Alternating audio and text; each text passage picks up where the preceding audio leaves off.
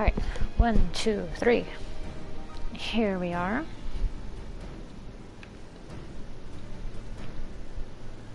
Getting back into this, I realized I was kind of neglecting Final Fantasy a bit, because I've been doing a lot of Code Vein, so. But tomorrow I'll do Code Vein. I gotta finish off strong. Oh, hi! Welcome, Jelly. I literally just started, yeah, like a few minutes ago. You showed up just in time. A little earlier than usual today, yeah. I normally, like, start at 8 o'clock. Pacific time, so yeah. Alright, where do we leave off? Yeah, we were doing the themes of the coils. And we had an amazing showdown with Nail. I actually, like, soloed that sucker. It took a little, you know, a couple tries, but hey, I got it. Best way to do it, be a tank, have an invuln at just the right moment, and then bam. I think I already did turn 1. Was it turn 2?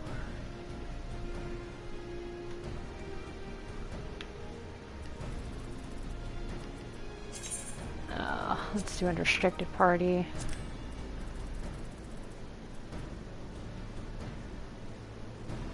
I mean, I'll know it when I see it. Well, we'll just pop in and then see what happens.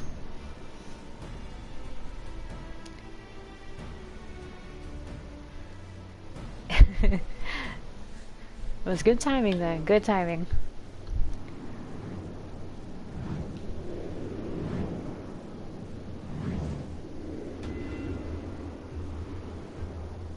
Whoa. Oh, it's Meanie Dalamud.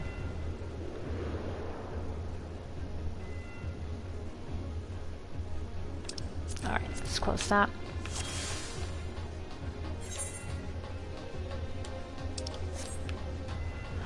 Oh, this is the one. Okay. So I looked up and it is possible to solo this. You just have to use a return, I think. Alright. Although, again, we're only just doing this just for the story, so... okay, guess we go here. Whee! Wow, that is a long fall. Alright. Take out the nodes.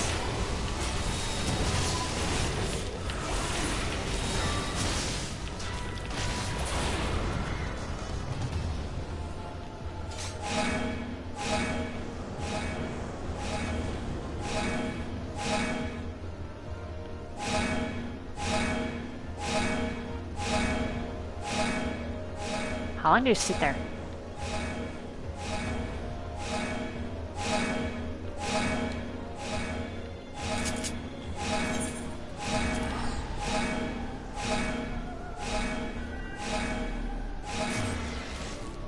Huh. Alright, let me try the other way.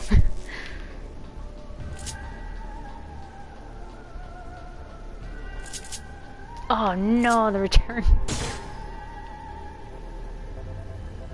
Oh, this better not screw me over.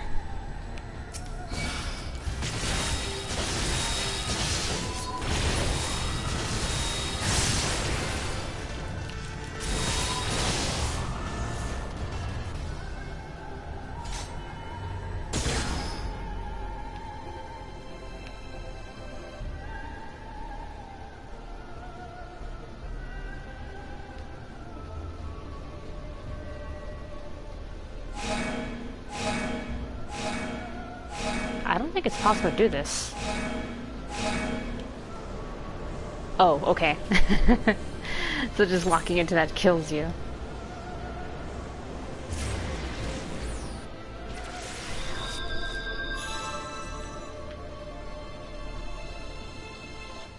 Oh wow, that was like an instant regen.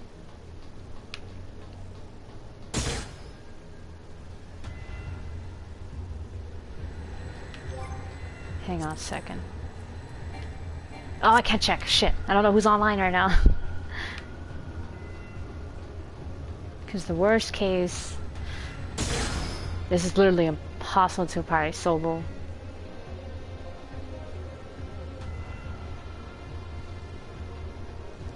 Why did the internet lie to me? How dare it?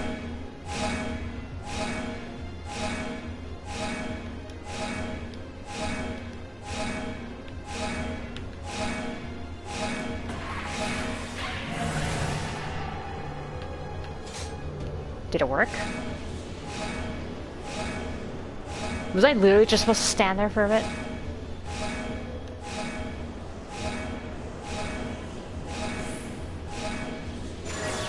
Oh my goodness. I was just impatient. Oh gosh. I feel like a fool. Alright. Kill this guy. Get out of the way.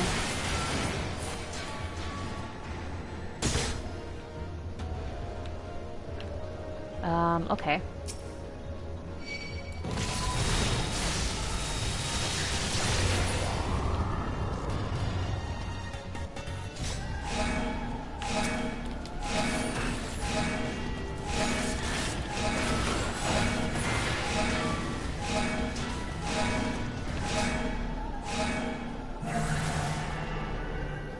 Alright,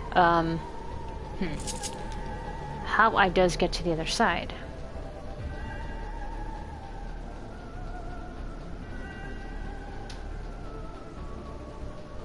Huh, okay, can't go that way, gotta go this way. Alright. I'll do what must be done. Because I already fucked up using up my return, so... There's only one way out. But we already opened up the way, so we just gotta pop in there real quick. And then it's easy peasy lemon squeezy. I think. Oh look, a shortcut. No, I gotta get to that point where, the path diverged. Sprint.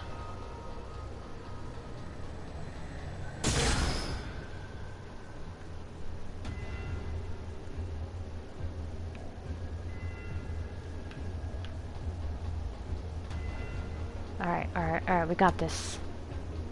This part. Because this was the other way, I believe.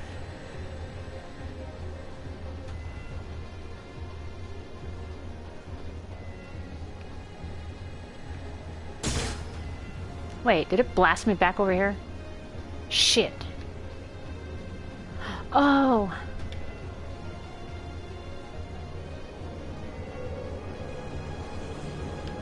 Okay. Alright, come on, return me back.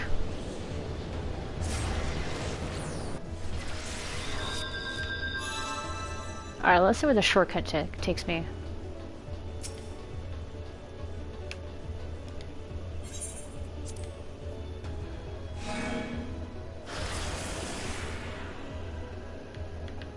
Oh! Oh, okay. Where did I go last time? Went here, right? Did I?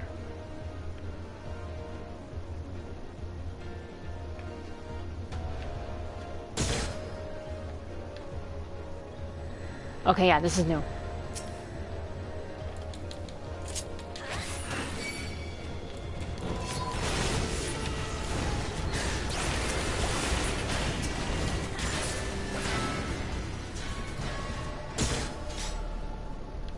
Here we go, progress.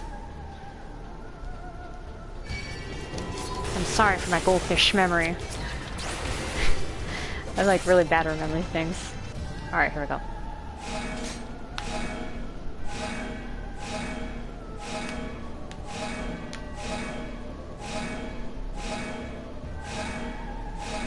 Come on.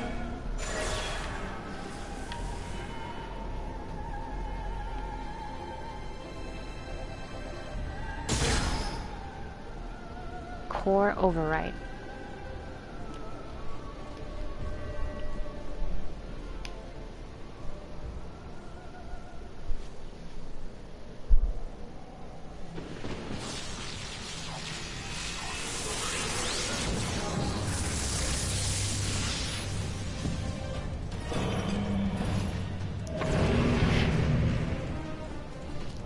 A mini King Ghidorah? Oh, it's Kalia. Okay. Alright, let's go. We're going down to Funky Town.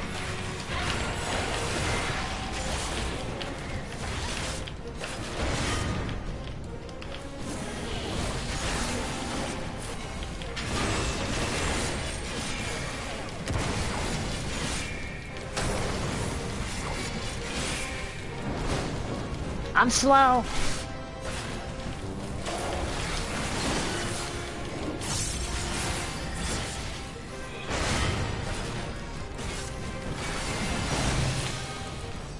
Oh shit, oh shit, oh shit. Don't one-shot me, please. Alright.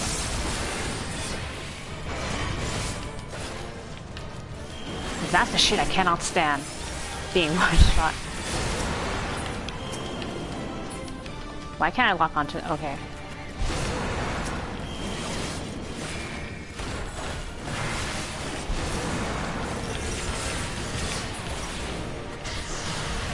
Oh, I was too close!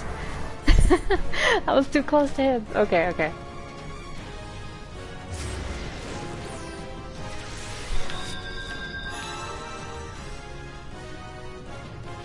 Freaking being up in his face. Right as the bear came down, killed me.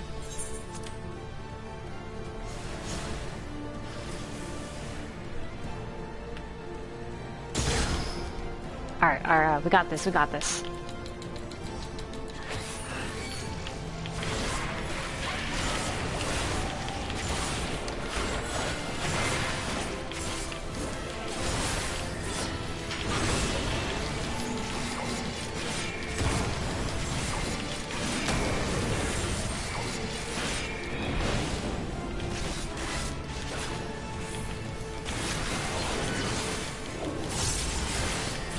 Alright, at least now I know when those first nodes come down, back the fuck away.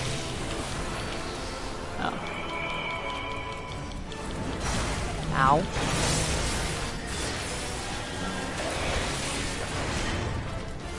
Alright. I gotta maintain my distance. There we go.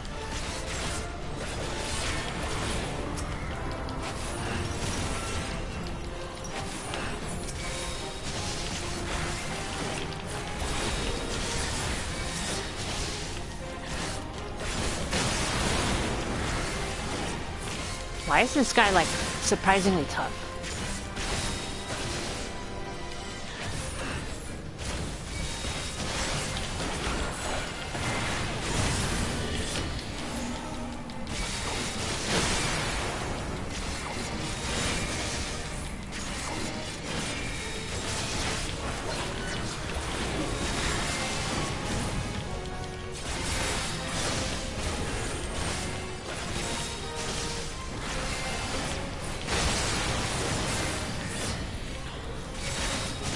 I got hit with heavy.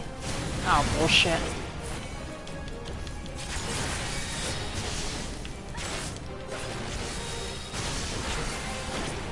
Ooh, get out of that.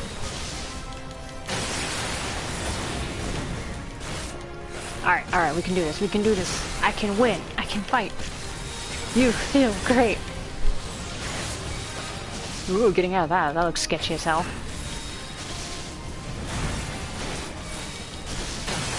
Alright, son of a bitch.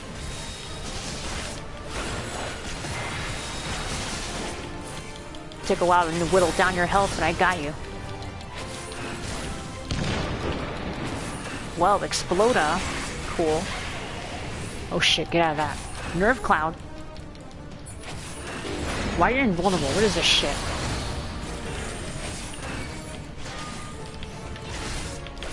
Alright. Release the inner darkness. Alright, come on, come on, come on. Delirium. Blood spiller, blood spiller, blood spiller.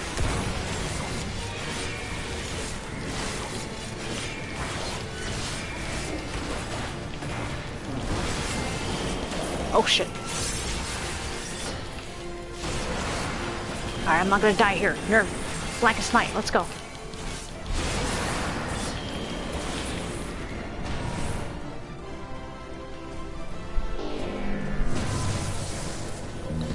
Mecha King Ghidorah went down.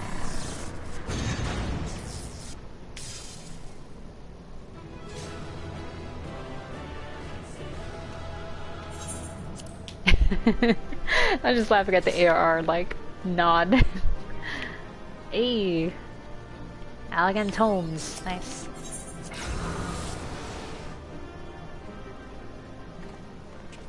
Oh, hell yeah, here we go. Next part of the story.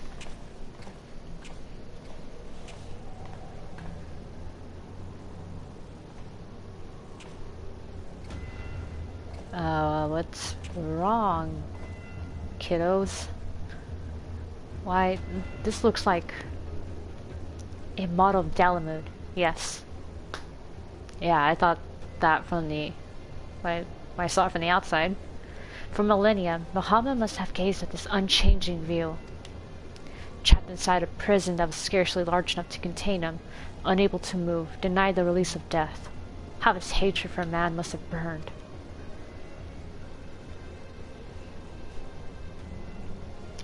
And that hatred found an ideal vessel in Nilvan Darkness.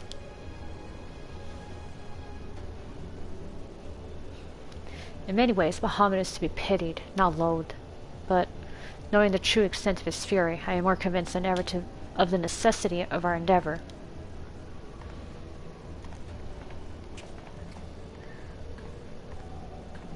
It's cute. I just realized they're wearing matching outfits and everything, which is exactly what they hated. Besides, his is not the only soul that cries out for vengeance.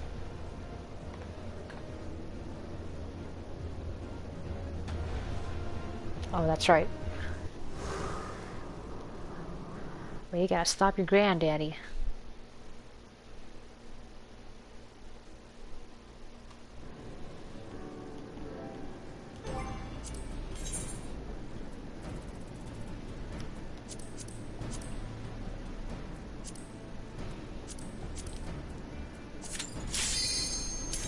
Alright, here we go. Turn 3.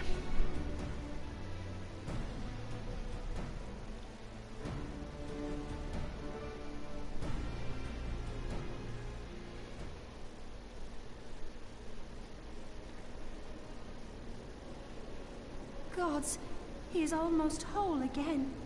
Oh shit, it's voiced? I forgot about this. Okay. And I forgot Alze's ARR voice actress. Oh, that means we're gonna hear snobby Alfie. His size is staggering. Yeah. I can scarce imagine how Grandfather stood against such a monstrosity. This cannot be allowed to proceed any further. Let us disable the coil and move on.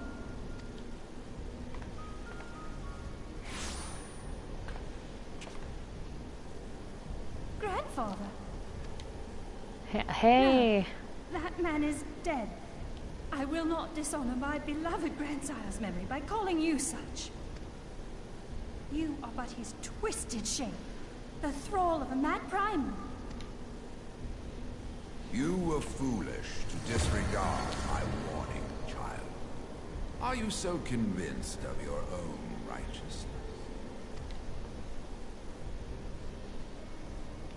'Tis the rightness of our path that led us to return. Eorzea will never be safe whilst Bahamut remains to threaten all we hold dear. What of the hero who gave his life in defense of the realm? Do you truly dispute the justice of our cause? My poor, ignorant grandchildren. Your world is shaped by naught but recent conflict. Listen, and I will speak to you of justice. 'Twas in the twilight of the Third Astral Era. The southern land of Mericidia suffered invasion at the hands of the Alagon Empire. With no atrocity, too depraved for their purpose, the forces of Alec were unstoppable in their advance. How come this is the only, like, raids that has, like, voice acting? All the other ones are all, like...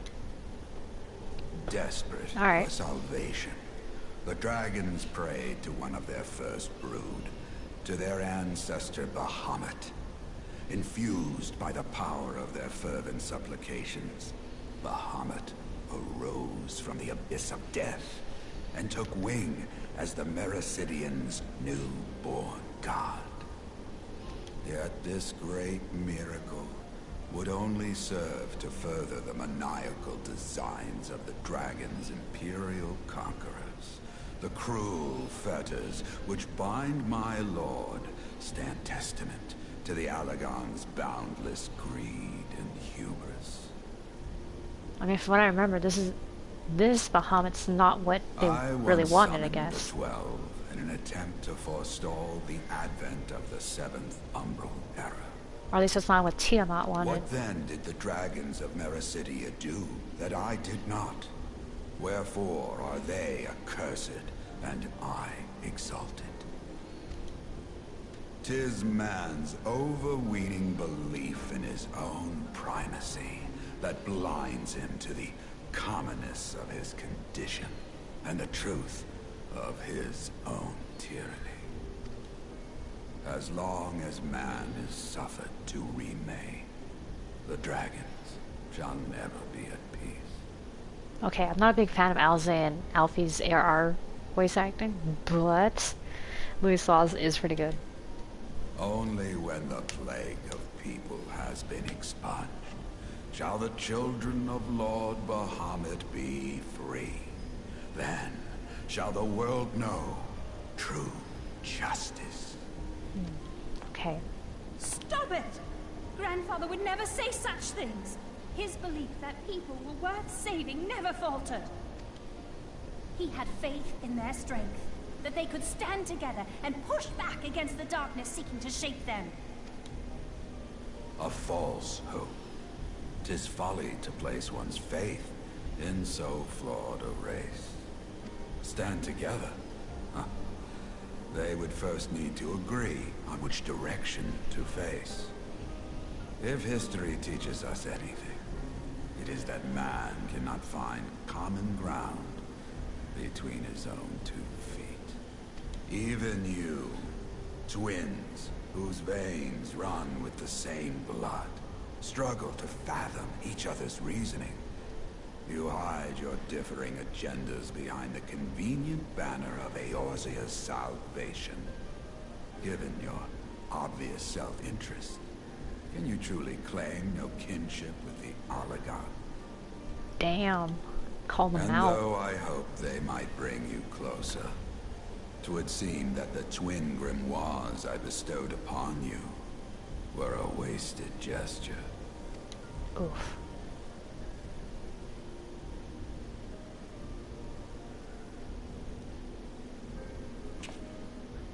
There may well be truth in your judgment of Alize and me, but such a one-sided tirade bemoaning the evils of man rings false, coming from the lips of Archon Louisoix. Tell me, do you champion the cause of dragons because Bahamut compels you as his thrall? Or is it because you yourself have transcended the limits of man's existence? Ah, so the possibility did not escape your notice. What I prayed for, what I have become. These are the keys that unlock the truth behind Eorzea's rebirth. My day has been pretty good. I left work early. I had to go to dentist appointment. If you would have them, then you must needs take them by force. Come, rend this divine form asunder and claim your answer. Answers. But yeah, I had just a quick maintenance cleaning, really. My cousin, the cousin I live with, she's a dental hygienist, so she's the one that's actually doing my cleaning.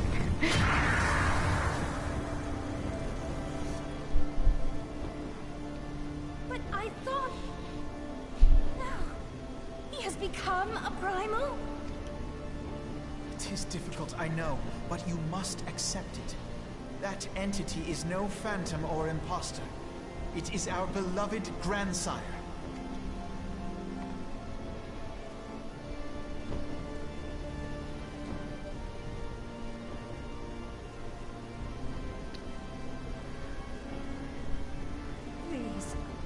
his sake and for ours, you must defeat our grandfather.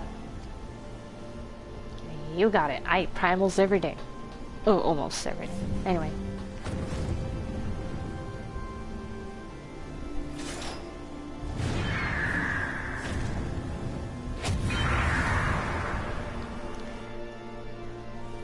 But yeah, it's been an easy day, I think.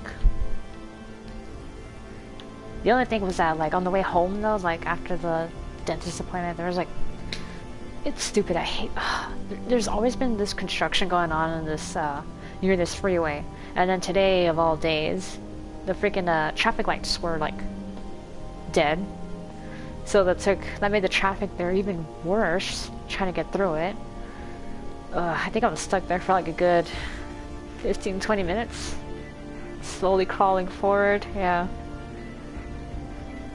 Oh yeah. We're gonna kick his ass in style.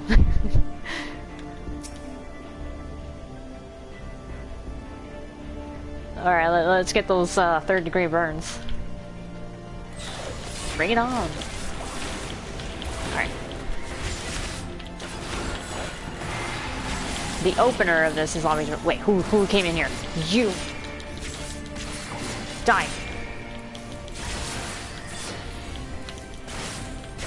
I don't know what you're doing, but I'm doing this. Revelation resistance? What does this mean? What's happening?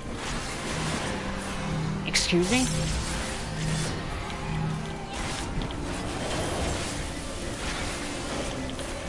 Alright. Getting out of steam. I might be slow, so you can't stop me.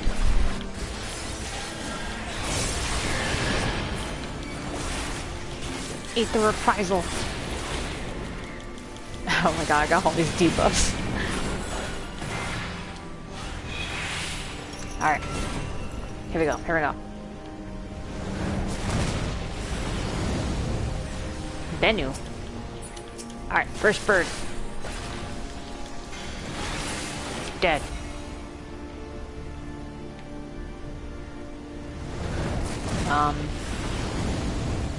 Rise of the Phoenix. Oh, he brought him back. He's bigger. And dead. Let's see. Take my use to this. That's 4 month job. For me, they've been doing this for like a past year already, since I moved to this, to my new house.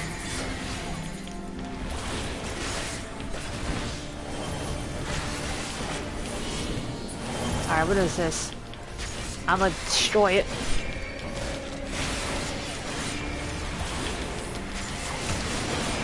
Ow. Alright. What's with these birds? No? No? Alright, there we go.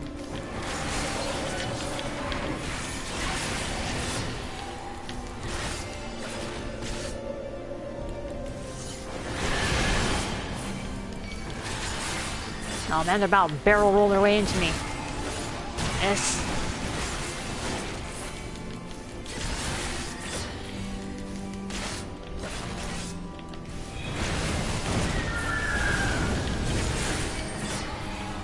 Fountain of fire.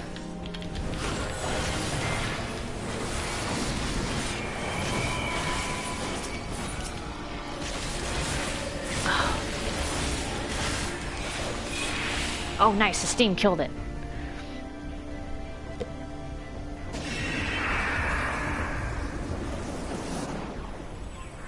Oh wait, I misread that because I was only glancing down at the chat, yeah.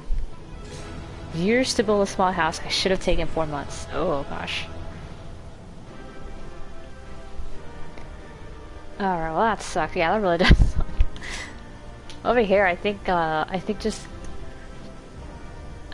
2020, like at least, you know, the effects of that has slowed down like construction like everywhere here.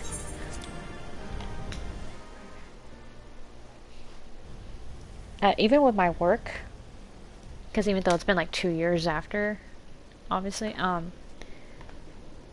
my work should be picking up around summer. It should be. This summer is still slow. Truly gone this time. Better it end this way than the alternative. Because my line of work, they do, it's like sheet metal production, but we make the parts for air conditioning units and all that. So normally when construction normally happens during summer, or spring at least, at the beginning, that's when people start like ordering like all our, you know, a bunch of parts to build, you know, to get like the air conditioning and heating systems going. And the fact that this summer is still slow compared to what I've seen before 2020, yeah, construction in general is just not doing good, at least not in my state. It's not that they're lazy, but it's just I just don't think they can get work done. Here, or say, my dear, sweet granddaughter. Or maybe not get paid to do the work. I don't know.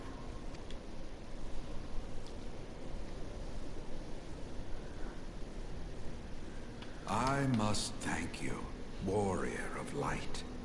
Without your valor, I might never have broken free of Bahamut's control. Oh, These freedom. last few moments are mine, to live as the man I once was.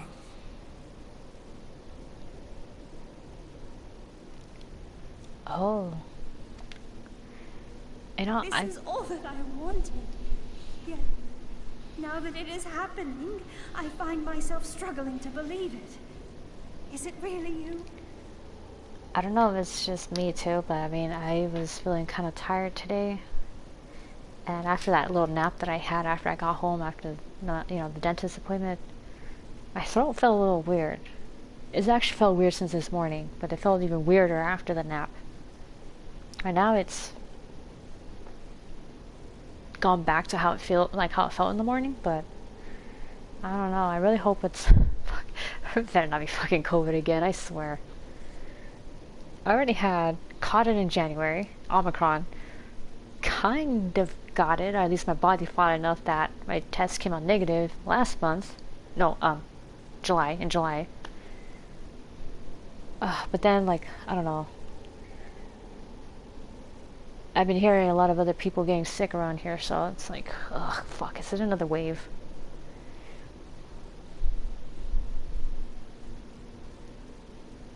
Oh shoot, fall asleep standing up. Oh, be careful, man. I hope you're not operating any or near any heavy machinery when you are. Oh gosh.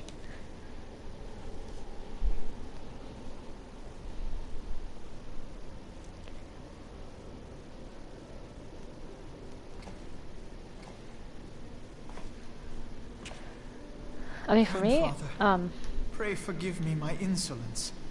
It was not my intent to demean you. for me, I kind of get a little sleepy around that time, but it's mostly because I have lunch like 11:30. So after I'm done eating, like around noon, yeah, that's when you get that you get the itis. I get the itis and start getting sleepy at work. Forgive you? I am proud of you, child. You were wise enough to deduce the manner of creature I had become.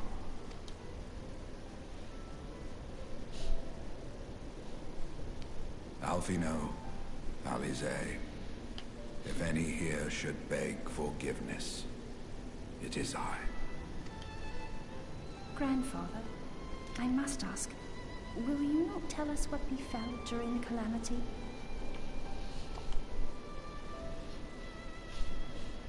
Yes, yes, of course. You have come far to hear the truth.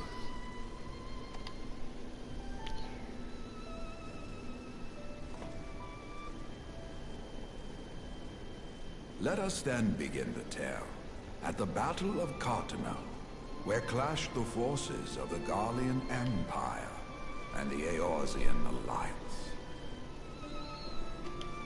'Twas there in the sky above the surging armies that the elder primal Bahamut broke free of the Red Moon Dalamut. Oh man, that's a man. Like, I have known some tiredness from like bad sleeping habits, but actually COVID was like a whole nother level of tiredness. That fatigue was no fucking joke. It was worse because like even after I tested negative, like when I legitimately caught it in January, after I got back to work, about like literally 2 hours in, I was like, I need a nap. I can barely stay awake. I was so tired. The fatigue, I mean, yeah, I was more or less better, but I mean, like, the fatigue was still lingering, and it just smacked me after 2 hours of work. In an effort to Oh man, contain this that was rough. avatar of destruction, I called upon the 12 to aid me in the creation of a prison of ether. But Bahamut would not be caged by such feeble bars. Too vast was his might, too fierce his rage. And then in July, when I kind of somewhat caught it but fought it off enough, oh man, like I remember it just hit me like right after lunch. I was like, whoa, like why do I feel like I'm just gonna fall asleep like right here at my desk at any moment? I did my best to like keep myself awake, and then I'm gonna say it was very dangerous driving home because I was dozing off driving. Oh my goodness. I'm actually surprised that I didn't get into an accident, especially like where I live. Getting to my house, it's basically like a two-way road, you know, one lane on one side, one lane on the other, and it's going through the hills. And through the hills, you know, it's like winding and turning in some parts. And I honestly thought that I was gonna hit someone going around a turn, because I fell asleep, and I was very close to just pulling over and like getting out of the car to walk off, you know, a little bit and wake myself up. But I just kept going until I got home. And once I pulled up into my to my parking spot, like I remember I thought, like this is what I thought. The thought that came to my head was, okay, I made it home. I made it home safe. Now I can go inside and take a nap. And that was the last thing I thought, and I blacked out. Just fell asleep right then and there in my car. Luckily, it was still on. AC was blasting, so I wasn't like in the heat or anything. And I think I was asleep there for like 5-10 minutes before I woke up and realized where I was. And right as that happened, I saw my cousin like pulling in as she came home from work. And I was like, oh gosh, okay, get up. I had to get up. I grabbed my stuff, got out of the car, and I walked up to her and I was like, hey, I'm really not feeling good right now. I need a nap. Like, I just feel really terrible right now. And she goes, oh yeah, it's fine. Go ahead, take a nap.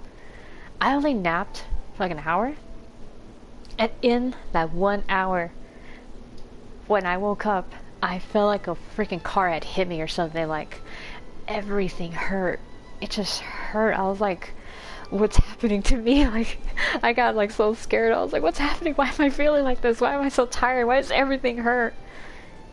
Even just getting up to like sit up in my bed, I was like, ah, fuck. Like, it felt like I ran a marathon or did like a super intensive like 2-hour workout. And like everything felt sore. And then like I got up and she had finished showering and everything, and I approached my cousin and I was like, I'm not feeling good. I feel sick.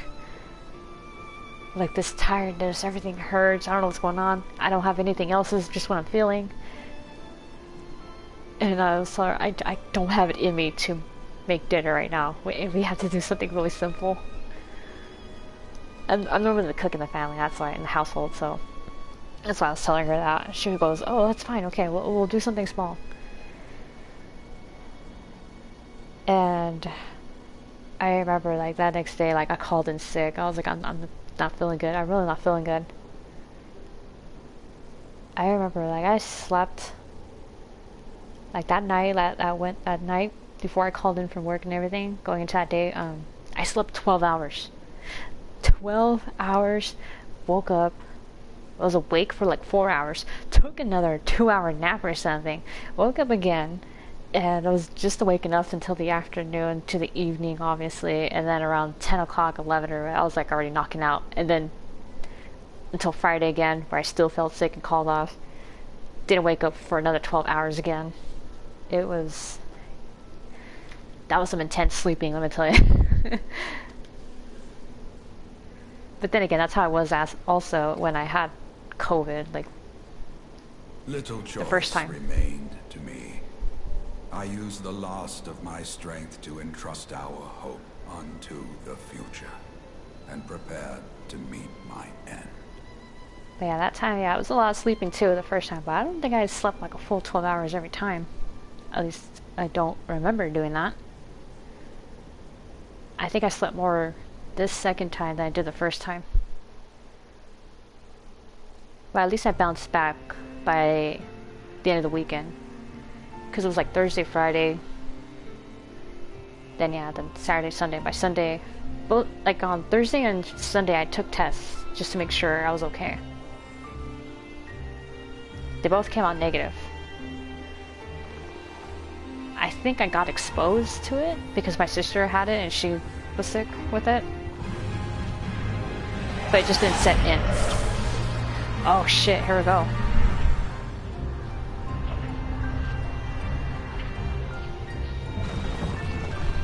This is a very nice cinematic.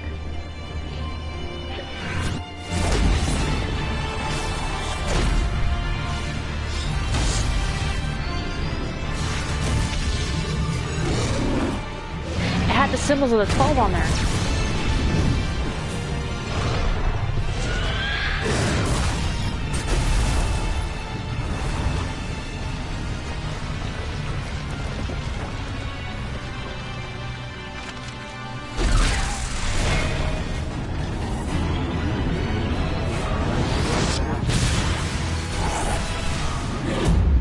That was like a miniature sun.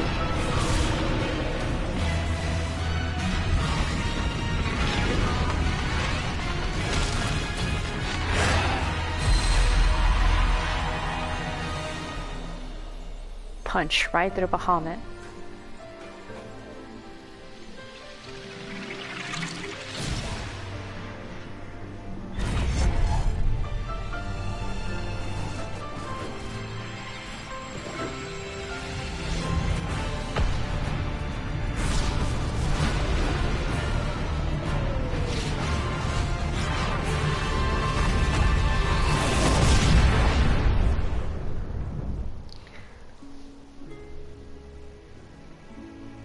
Cartron must look really beat the fuck up after everything it's been through.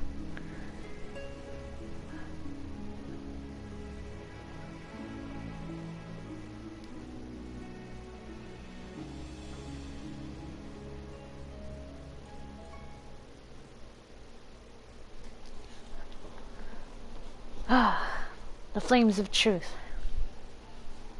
As you have no doubt surmised, I did not perish.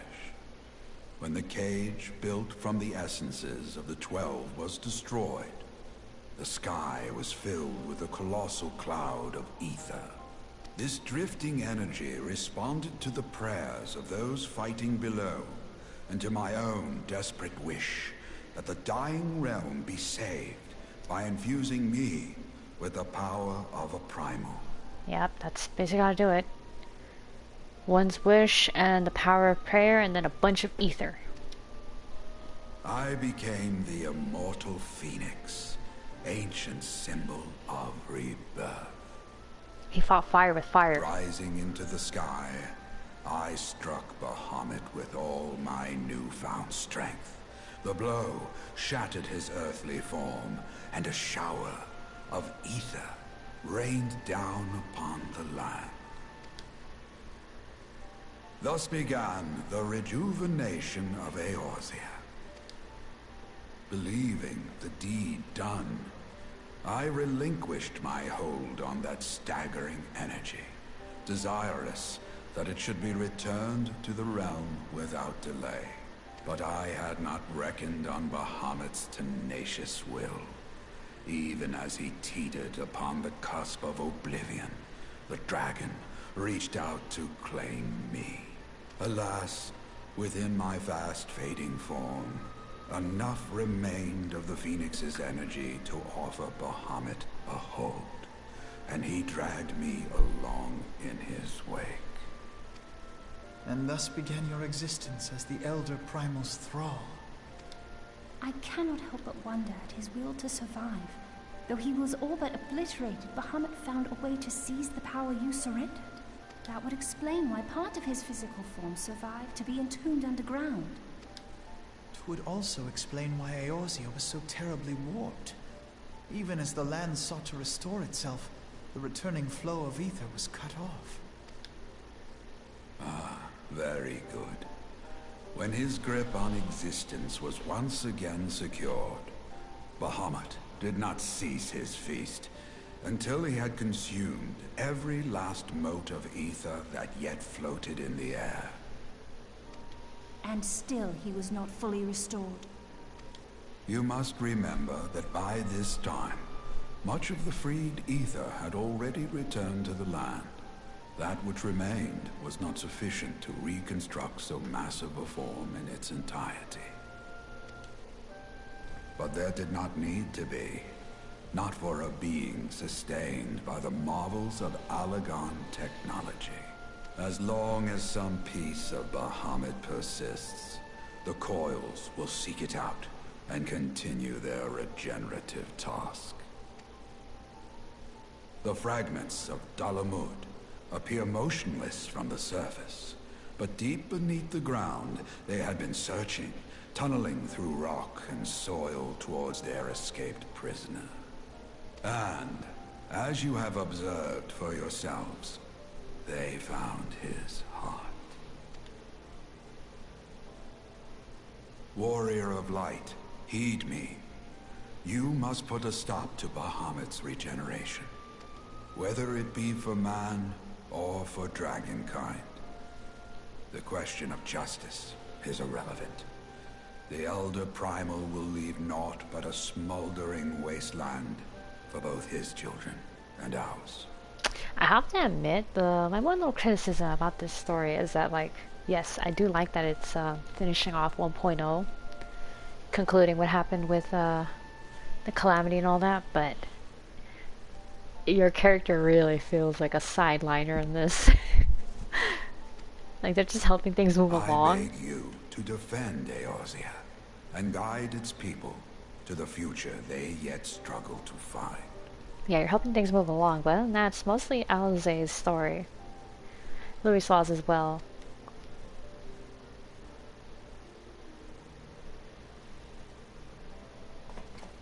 But it has, like, very little to do with you.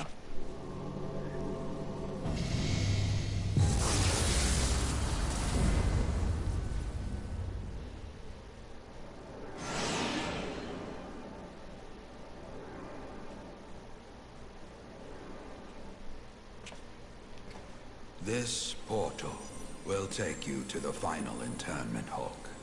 'Tis time for the tale of Bahamut and his part in the Calamity to come to an end. Alright, here we are. The final turn. Alvino, Alize, pray, come closer.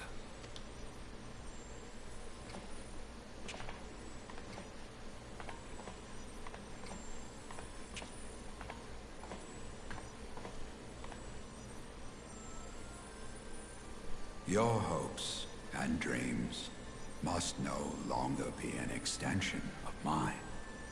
You must needs find your own reason to fight for this realm, your own meaning in this sea of chaos. Will you do that for me?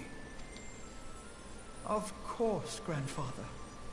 I have already made it my mission to see this newborn Eorzea survive and flourish.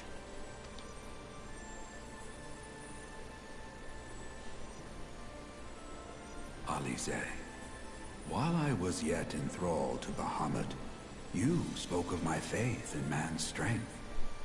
Know that your words reached me, imprisoned though my soul still was. So forceful was your conviction, I wonder if that belief has not become your own.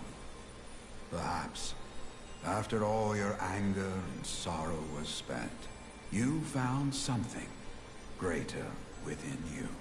Aww. My Alize, my child. See this fight to its culmination, 'Tis also your strength, in which I have faith. As you should. Aw. Thank you for everything. Pray, take your rest, grandfather. You deserve it.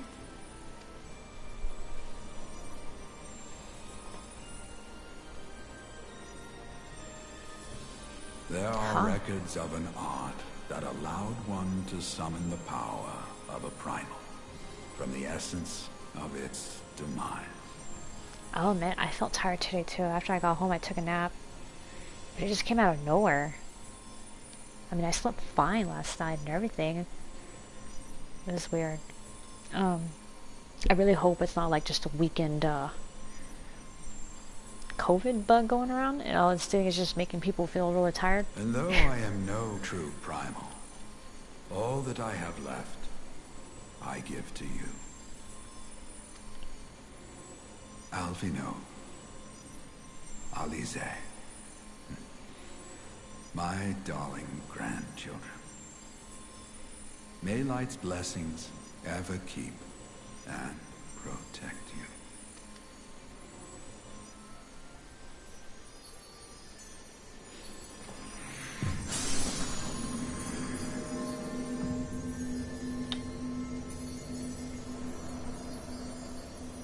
Yeah, I think you should just keep an eye on things. Be careful, you know, for if you happen, or if I happen to feel really sick, then don't chance it.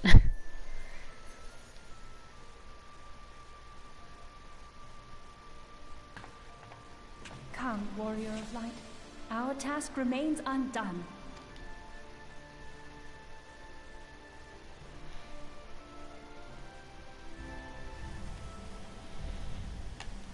Oh shit, it's over here, huh?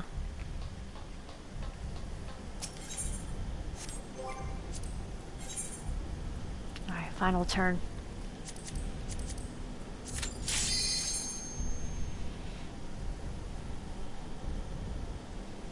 Honestly, like, even though I had my nap earlier, I still have that feeling of tiredness on me. Like, my body feels tired. Mentally, I feel awake. That body is like... My body feels a little worn down right now. And it's not like I did anything today. Because I worked out yesterday, but today, I mean, it was a rest day.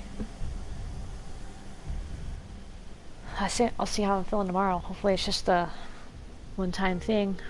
The burning heart.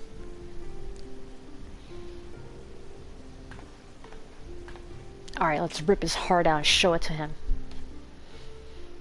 Mortal Kombat style. 'Twas a long and arduous road, but at last we reach its end. Huzzah! Farewell, Bahamut. I banish you back to the ether.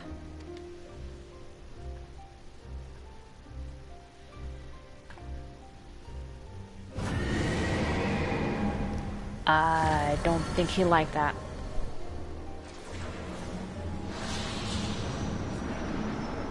He is not yet whole. I did not think him capable. Oh shit.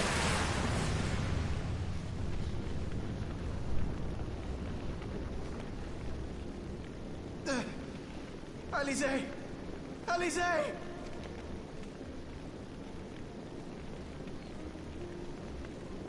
I had thought it finally over.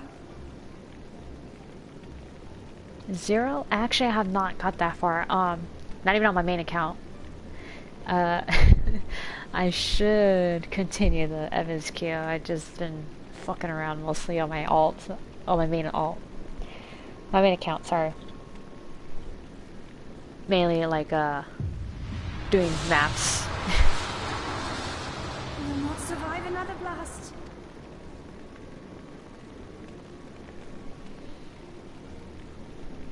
No. She's the best, huh? Is this how I honor my promise to grandfather?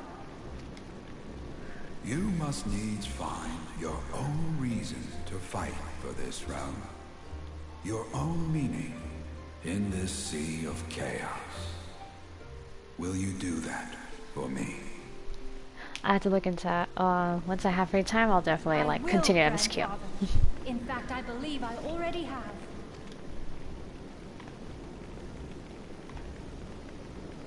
That reason has been with me all along, guiding me. Eorzea's blade of light, shearing through endless shrouds of darkness. I have been shown the miraculous feats of which we are all capable. Ah, of which new waifu, I am huh? capable. Bahamut, you have wreaked enough havoc. I will not let your wrathful fires consume all that we know and love.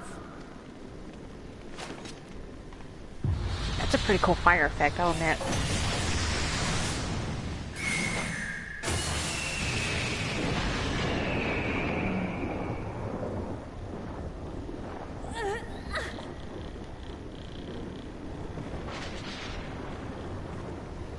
How long I have waited to hear you say that.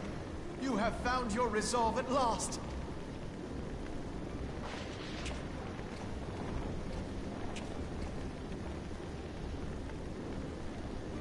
Let me join my strength to yours.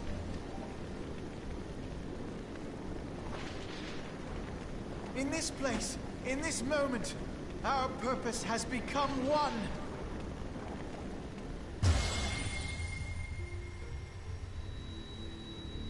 I like how hers has like the reddish tint still.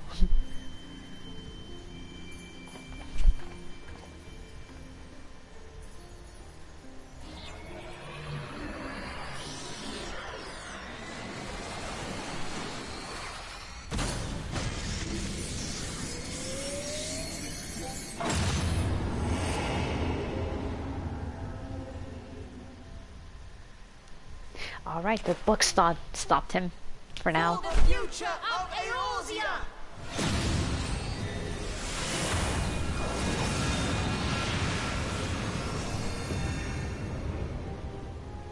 This last task is yours, Warrior of Light. You must destroy Bahamut's crystal core. Oh, the Maker's ruined. You can hear it.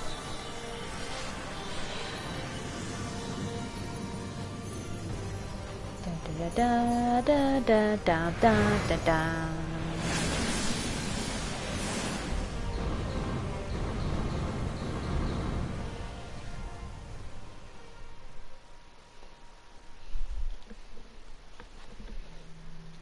That's how you know the Warrior Light is the boss, when you hear that music.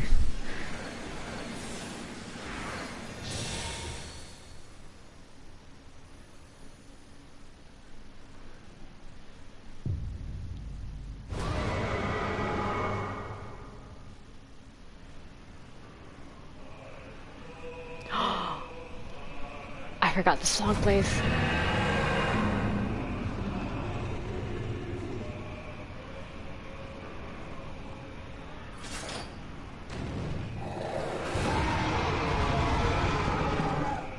Alright, you're not the first dragon I killed. Let's go. Bahamut Prime.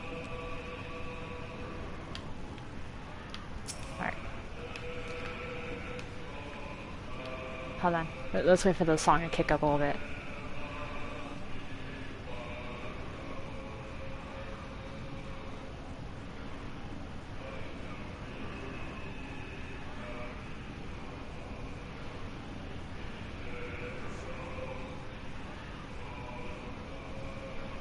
Alright. It's gonna... right here. Oh.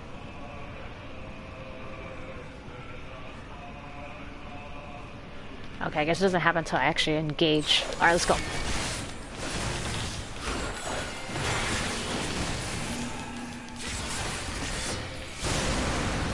Ow. Mega Flare.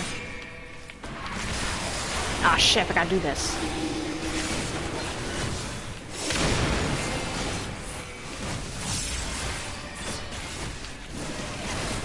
Giga Flare, huh? Reprisal.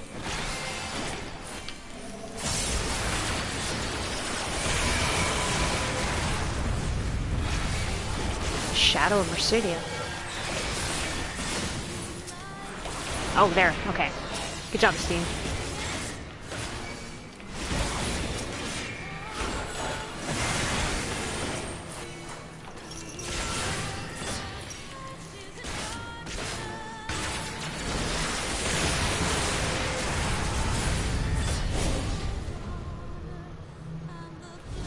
Oh, it looks like an eye. Oh, shit. Where? Ooh! That was close. Ooh, that was close. I didn't even know they were right there. Freaking Twin Tanya's bullshit. Get out of here.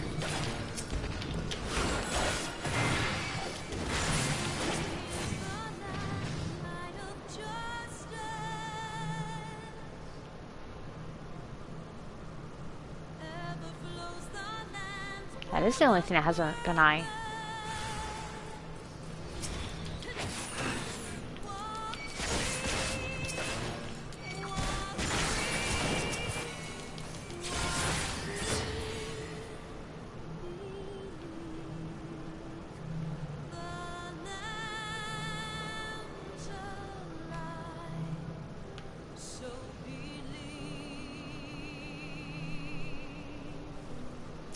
Whoa, the Cinnamon Studio.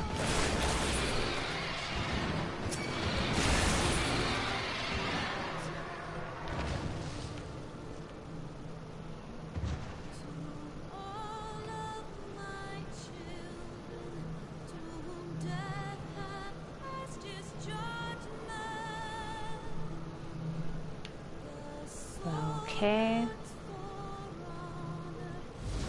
Oh.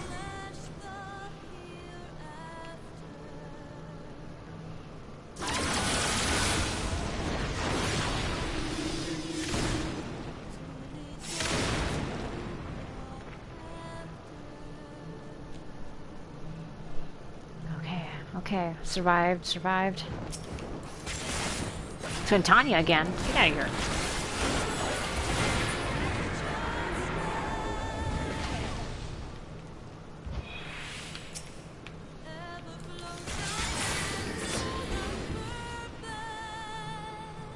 Alright.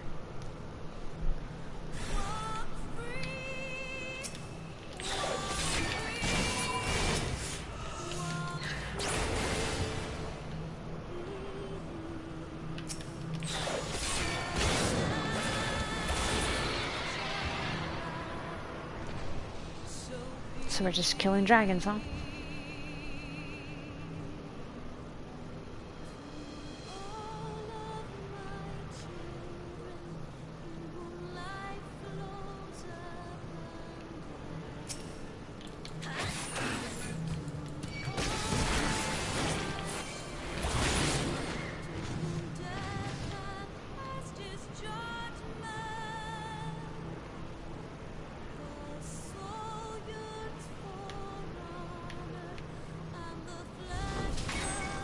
Ah, fuck me.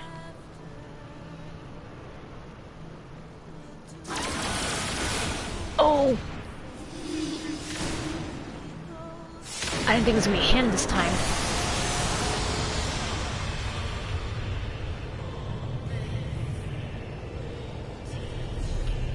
Whoa. 10 seconds to Terraflare. 5, 4, 3, 2.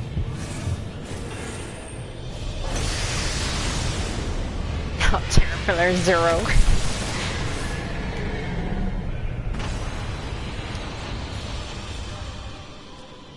Sideways eye. Well, what?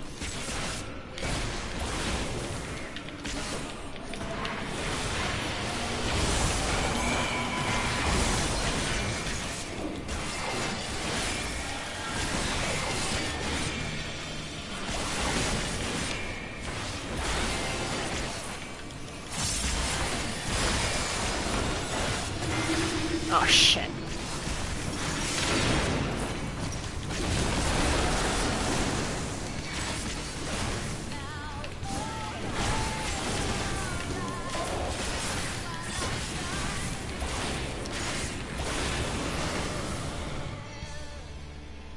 Got it. Out of a bind.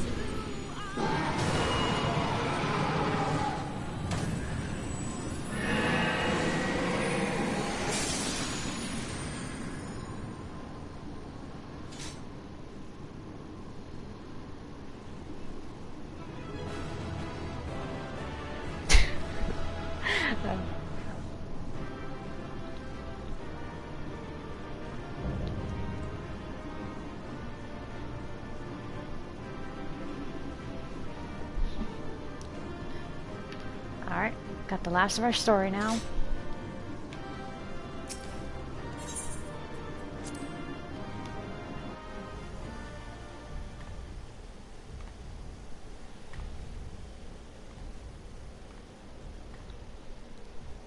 Hey, hey, kiddos.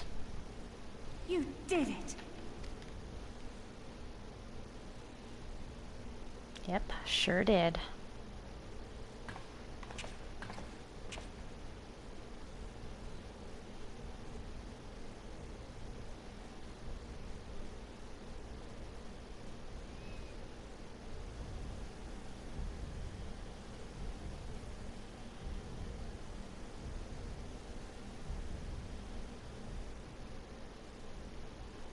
So... But one task remains.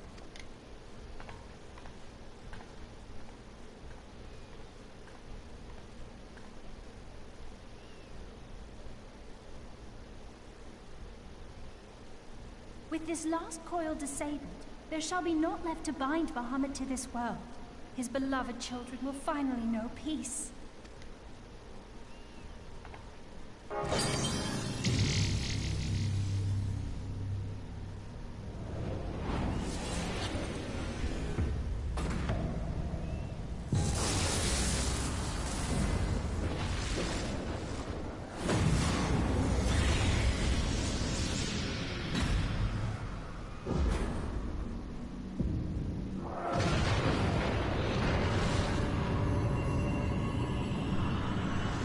Whoa.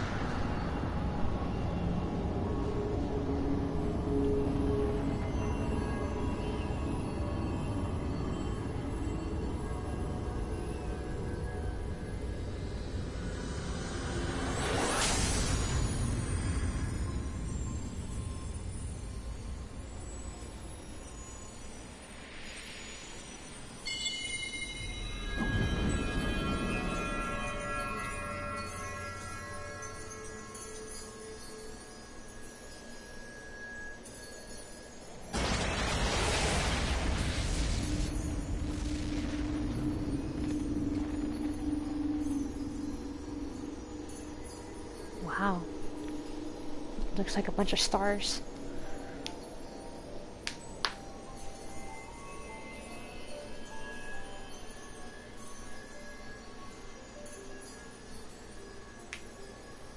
"'Tis done. He is truly gone."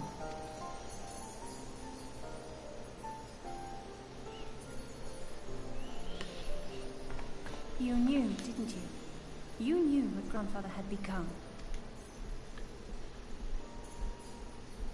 I was not certain, but from all I had gleaned, it seemed a distinct possibility. The scene people describe of the Battle of Cartano was one of unimaginable devastation, and 'tis through the combined prayers of the desperate and an abundant source of ether that primals are born. I merely put two and two together. And you consider that a sufficient explanation? Well, however you stumbled across your theory, 'twas this revelation that made you wary of my attachment to Grandfather.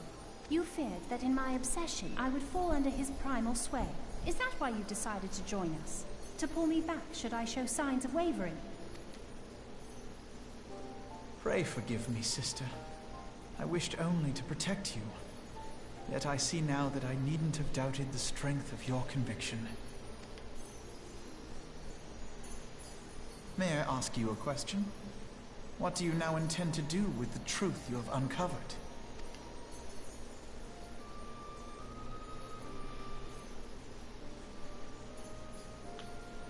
Which particular truth was that, brother?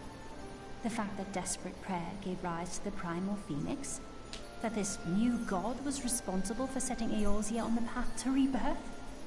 Should such a tale become common knowledge, people would soon offer up their prayers in earnest. They would beseech Phoenix to complete the healing that was begun. Yet as you and I know all too well, the very act of calling forth this savior would do more harm to the land than good. We cannot encourage such worship for this very reason. Were Grandfather forced to return as an ether-draining primal, it would undo all that he had worked to protect. Your abiding love for him was the key that unlocked the truth of the Calamity. But keys may also serve to seal doors that were best left unopened.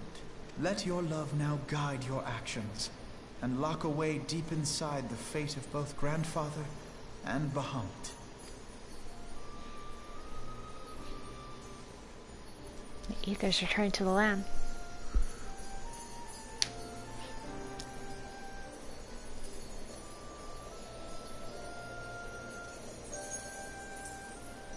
Fear not, Alfino. I understand what must be done. The realm need not know the truth for it to be saved. That the Elder Primal is banished, to return no more. That is enough.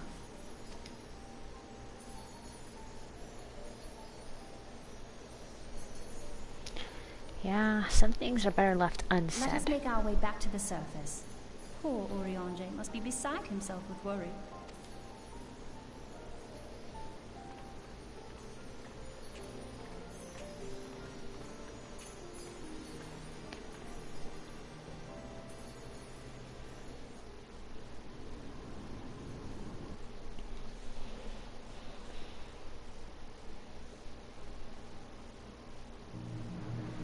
Alright.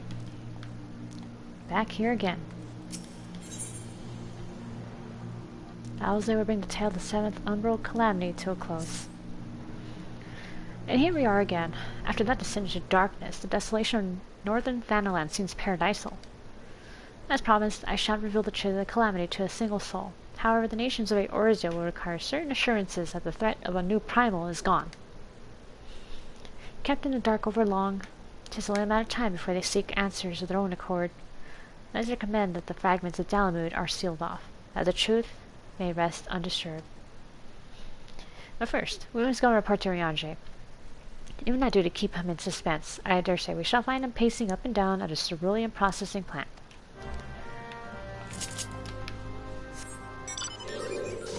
Alright, let's go.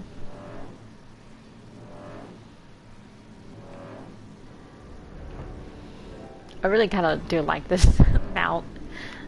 There's a way of plexia.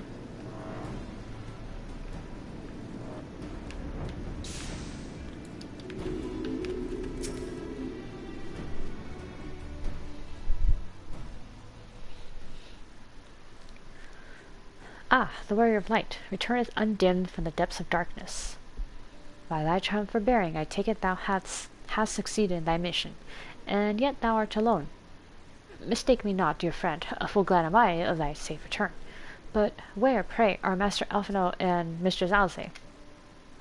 Behind me, somewhere. They decided to walk. Here, my friend. Figure us our lateness, so we took the scenic route. Bahamut is no more. The realm is safe. By the heavens! Look at you!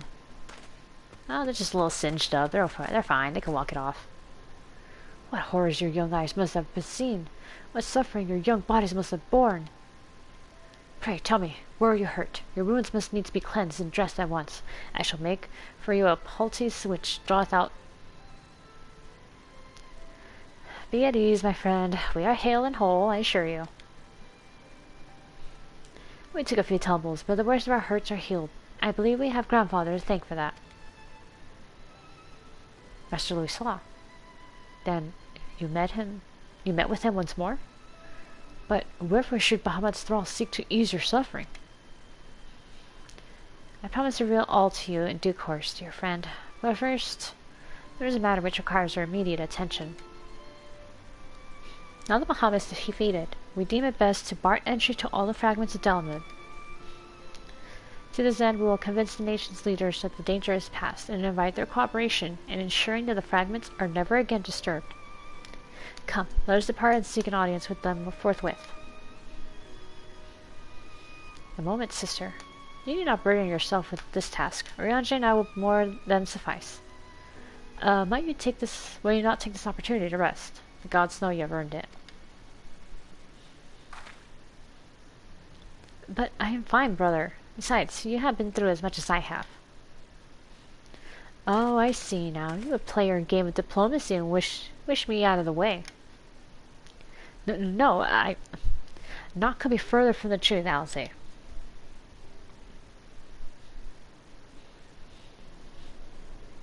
My lady, 'tis mine earnest belief that your brother hath your best interest at heart. You have more than done your part, and he desireth but to relieve you of a burden he might easily bear alone. I have some experience treating with dignitaries, you must allow, and as you never failed to remind me of my fondness for diplomacy, I feel it only right that I remind you of your aversion to it.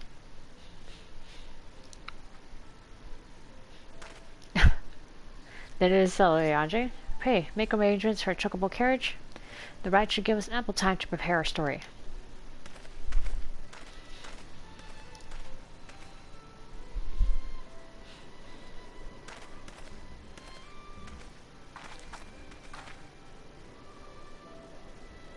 Alphino.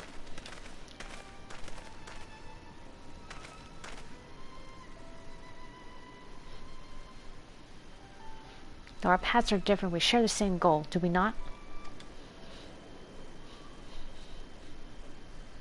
But of course, dear sister, that which we have just achieved together stands as testament to that fact. Whatever path we choose to take, our hearts shall ever lead us to the same end. Of that I am certain.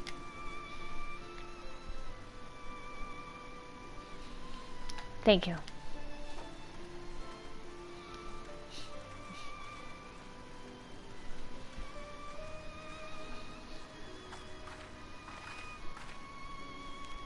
There's a place that I would visit. Might ask you to accompany me. You got it.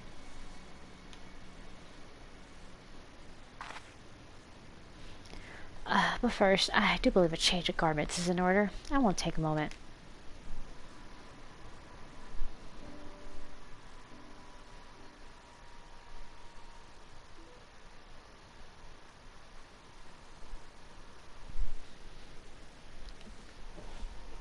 Alright, here we are.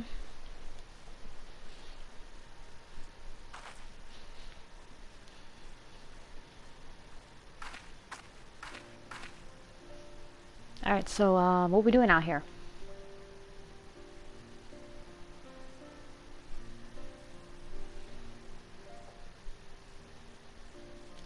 The landscape is the same. Of course, there's no reason that it would be otherwise. Though it would be poetic for the fragments to magically disappear. I'm well aware that they shall remain long after you and I are gone.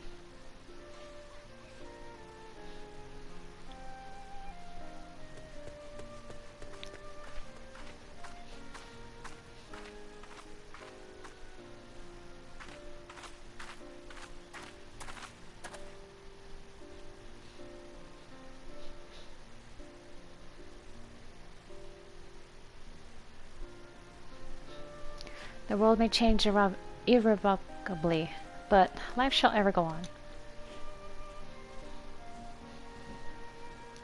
Let us take a closer look, shall we?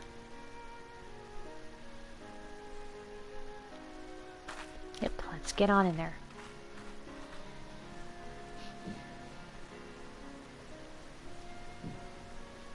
I have no doubt that Alphino will do an admirable job concealing the truth in the Calamity. And such truths as were revealed in those dark depths will never see the light of day. I myself agree that it must be so.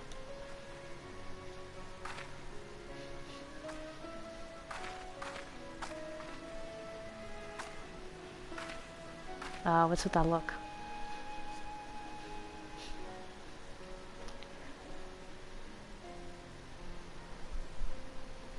Oh, excuse me, sorry. But the thought that the people of Eorzea shall forever remain ignorant of their savior, of your deeds, the injustice of it is almost too much for me to bear. Now, it's fine.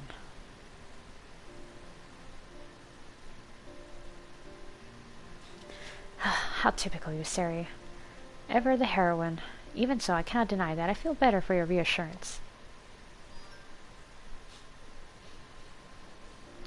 But I want you to know that I will never forget. You're the one who freed Grandfather's soul and saved the Eorzea from Bahamut's wrath.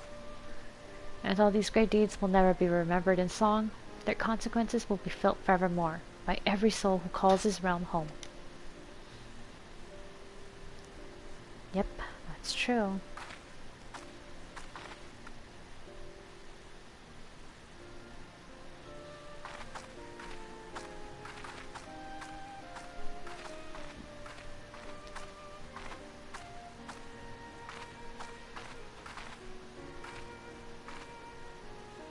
How far are we gonna go?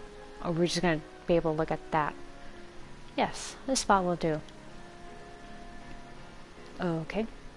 What are we doing?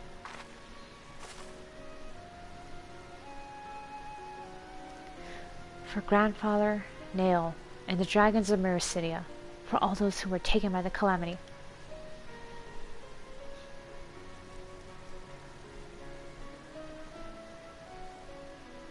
Oh, it's one of those lily flowers, isn't it?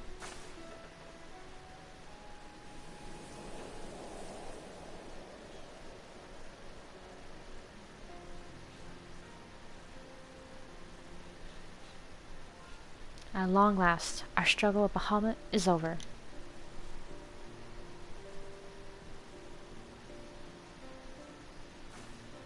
The realm, given new life through the prayers and sacrifices of countless souls, may look to a brighter tomorrow.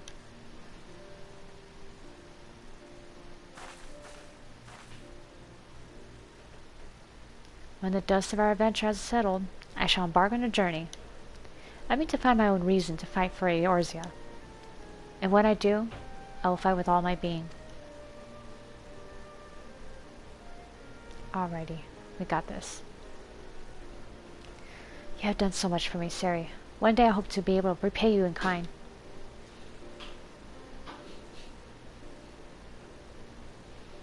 I have no doubt that you will continue to help those in need, and grow ever stronger in so doing. I shall endeavor to do the same, and if the 12 are kind, I hope one day to become Eorzea's sword in the darkness, as you are. Come what may, you may rest assured that I will not be outdone by Alphinaud. Thumbs up. Good job, kid.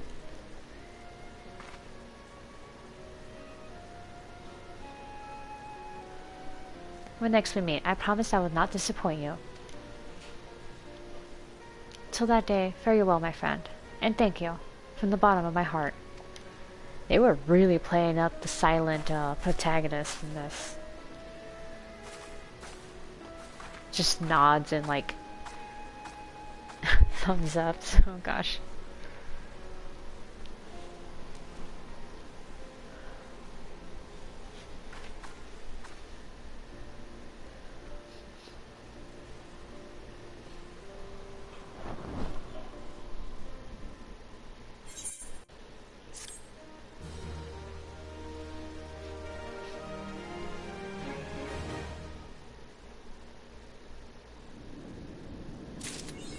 Alright.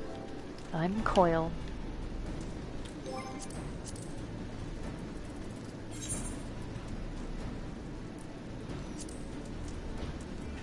The final witness.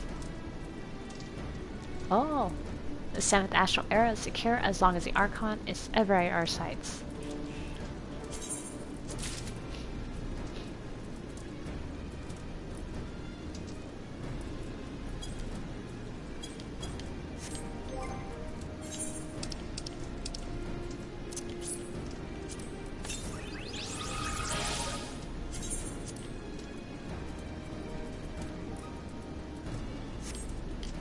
Alright, now let's set our sights on the next primal.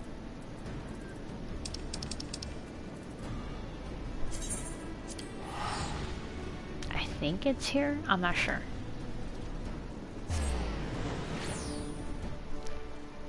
We'll take a quick look-see and see if we can get anything.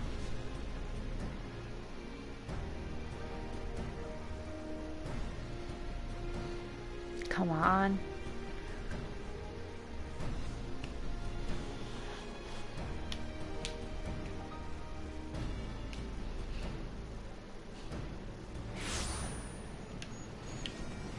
Alright, let's see what we got.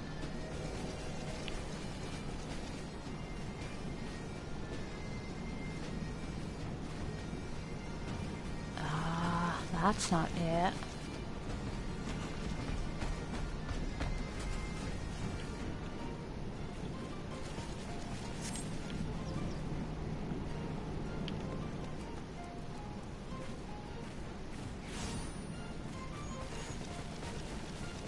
Oh, that's what they're doing.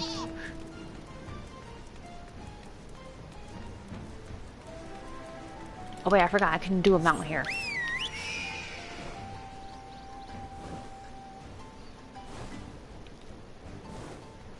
Okay, maybe the quest starter is over here.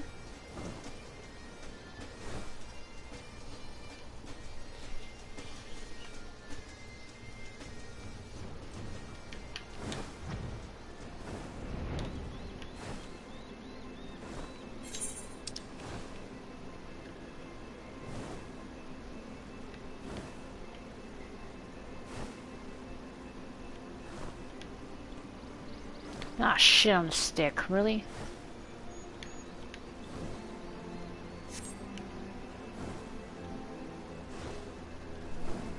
Alright, hold on. I gotta find out where the freaking quest giver is even at.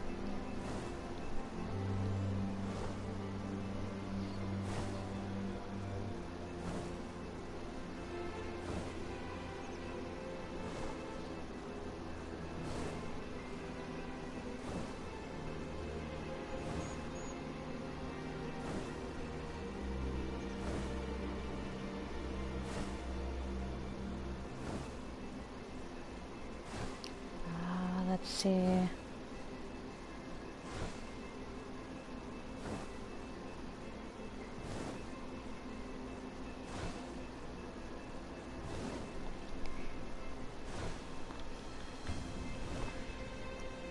Let's see. Oh, it is an Shire. Fuck.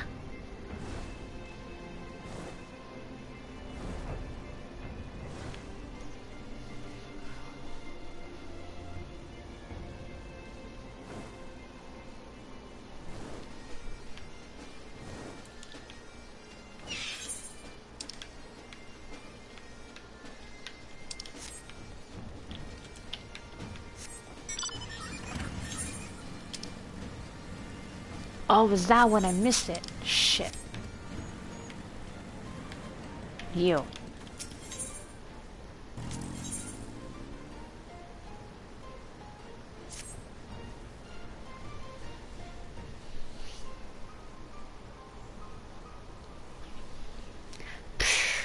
Is Uplander seeing it? Giant of iron, rising from river? Ishtola and Sid leave to learn more, but are not back yet. Greatest plight of Gobbyflock. Giant is too big, could squash Shire flat. Where are Uplanders?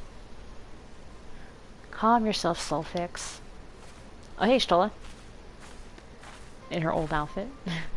Ah, Sari, 'tis well you're here, for our need is dire. A colossus of steam and steel has risen from Thaliak. Yet it is no mere forgotten contrivance of Charlian. The resultant etheric disturbance confirms that it is a primal, and it was summoned amidst the ruins left for the river to reclaim. For mercy, it stopped dead no sooner than it had broken the water's surface, but so long as it remains in our realm, it may spring to life again at any moment.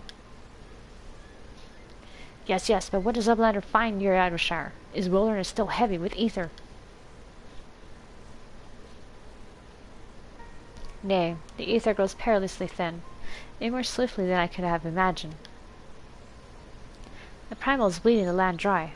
Should we suffer to continue, this entire region will become a barren waste in a matter of moons. No! Gobbyflock has only just found home after long wanderings. Idleshire will not fall. Slowfix will not allow it. And nor will we. I have already spoken with Alphino, and he concurs that we Scions of the Seventh Dawn must do all in our power to eliminate the threat. Yet, given its size, I deem it wise to attack from two fronts. The front and back?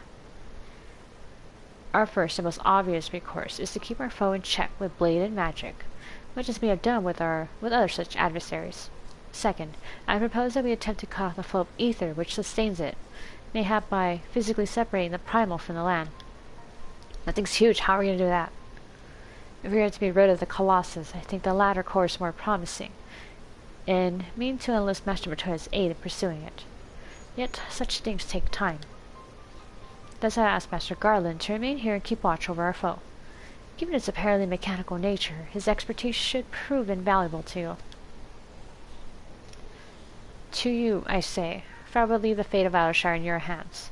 Should the primal chance to stir ere my return, you're to join Sid in repelling it. An unenviable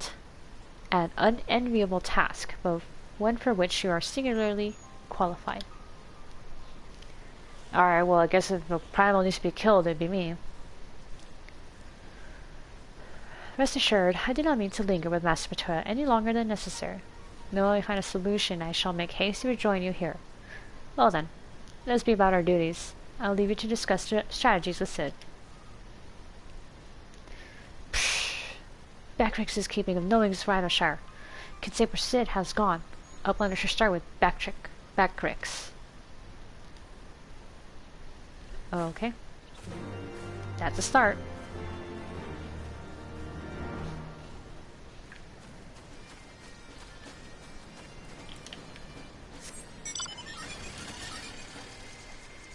Alright.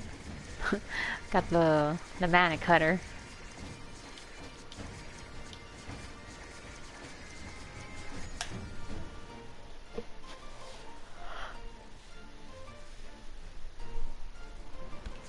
Alright, Trevanian Hinterlands, let's go.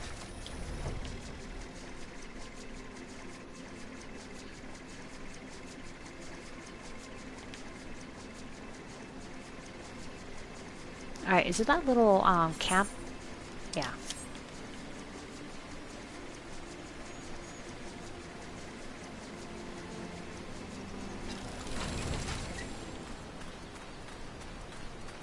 Oh, okay. Hey, buddy.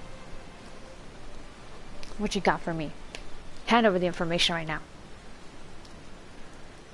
Backrix is keeper of knowings and data. What does Uplander wish to learn about? Ah, Uplander comes in search of Sid, yes? Indeed I do. Why, thanks for sharing your knowings, Backrix. These Illuminati are indeed most hostile. Oh, hey, Sid. Ah, Sarah, old friend. You haven't seen the Shola, have you? I saw her in Shire for a moment. And then she kind of went off to Matoya's cave. Drained of all ether in a matter of mere moons? 7 hells, how much power does that thing need? Too much, plainly. Well, it sounds as if we have an urgent dismantling job on our hands. From what Backrix has been telling me, the Illuminati are the most likely culprits. They have the knowledge to summon a primal, and the requisite short-sightedness not to think better of it. Fanatical. Captures their philosophy nicely, I think. Their goal being nothing less than sole ownership of all the world's technology. Needless to say, they're more than willing to kill anyone who stands between them and what they want. Quite how they managed to coax a primal into the hulk of a Charlian defense mechanism, I don't know. But it looks like they made themselves a tidy little fortress inside the Colossus. They're inside the thing? We're to contend with them or we're to disable the thing. As for the task itself, simply destroying whatever serves as its engine should do the trick. Assuming it's in fact mechanical. But, before all that, we need to find a way in. Through yet another bloody barrier. Sid sure comes across a lot of barriers. Psh!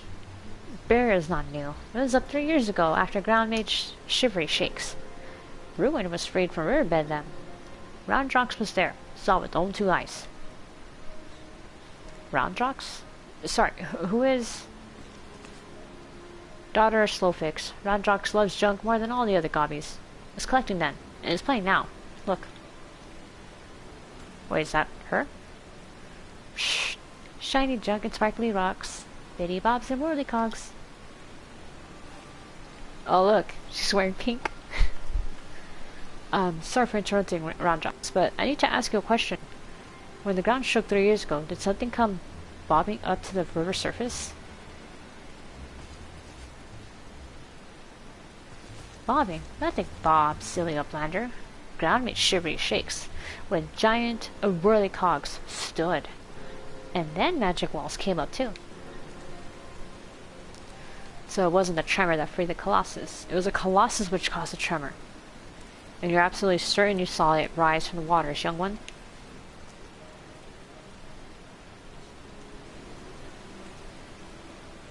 Okay, I know we get to see eventually what the kobolds look like without their masks, so what do the goblins look like? I want to know.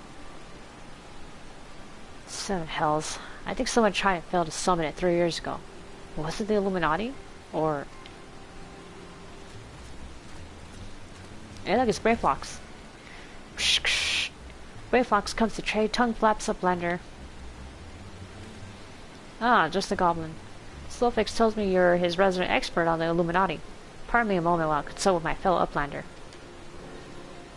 Sari, if I may make a suggestion, I'll speak with Brayflox and learn what I can of our opponents. In the meantime, could you investigate the Colossus itself? The bigs and wedge are near where its hand landed on the shore of the Thaliac. Join them, and see if you can't find a way inside the machine. Oh, and good luck with that barrier. Gee, thanks. I thought you were the expert with barriers, come on.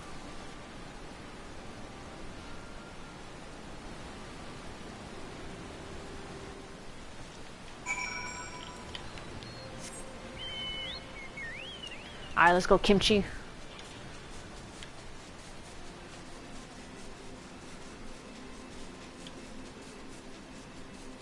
Okay. So this be where his hand is, huh?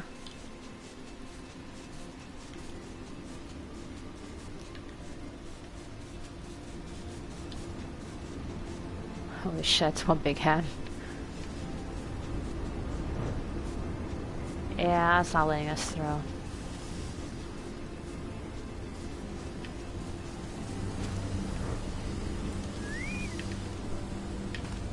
Red bricks.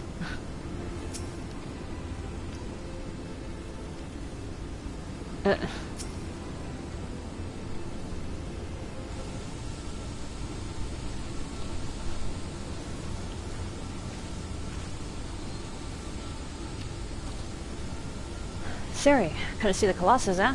The Chief House is looking for a way in. Of course, there's a bleeding barrier around the thing. Aye, another one. Luckily for us, when the big feller came down, its hand clambered onto the shore here, punching a hole in its defenses. Yeah, leaving that round portal there unprotected. Well, the trouble is, it's locked down and doesn't seem to have a key. For want of a better idea, Wedge is listening in on the Illuminati, Link Pearl communications, and hopes they'll mention the trick to opening it. Oh, is that the singing that he was hearing? Dee-da-dee-da-dee-dee. There's only one signal coming from the inside the giant, and it's always the same pattern. I'm certain it's a code. The Illuminati always uses code messages. From what I hear, they develop a special kind of crystal, specifically for transmitting Link Pearl waveforms. If we could get our hands on one, the Chief's decoding machine here should theoretically be able to use it to untangle the meaning. Quite where we'd find such a crystal is another matter. Psh! Does Uplander know Roundrocks? She makes great collection of junk and things. Maybe is keeping crystal a short stop? Let me guess, I need to go fetch it. Oh, wouldn't that be a stroke of luck? And it just so happens I've been working on a means of identifying the crystal in question. Here, Siri, take this 3G7001B. Don't you ever say that to me again. Sprinkle that powder over this so-called collection and look for anything that glimmers. It should contain the material we need. You may have to borrow one of Roundrox's treasures, but I'm sure she won't mind if you tell her it's for a good cause.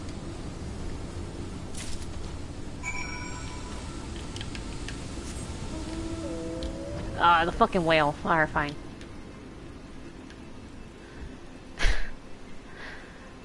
I got the whale for friends that I can like transport around. And goddamn, I'm like every time I actually summon now, like I fucking regret it.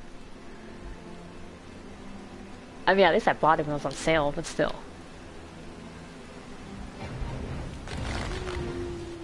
A whale for a whale. Not my best, proudest moment.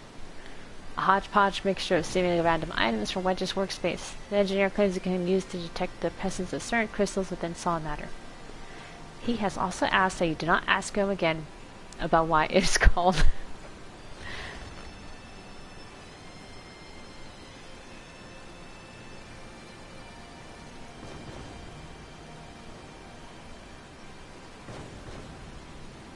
I'm trying to see if I was like standing for something. It could be Egged orb? Or you look at it backwards. Blooch.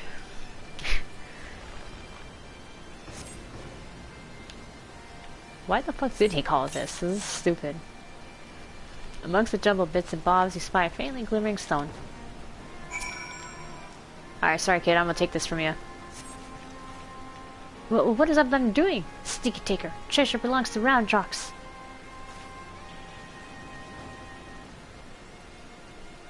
Uplander needs it? For giant whirly cogs? But glowstone is most favored as treasure of Round Jocks. Alright. But Uplander must promise to bring it back, or Round Jocks is getting very angry. Ah, don't worry, I'll replace it. Pretty sure I could find a bunch of crystals. Maybe I could chip off one from the crystal tower. I mean, Graha already did it, so why not? Maybe I shouldn't, but you know.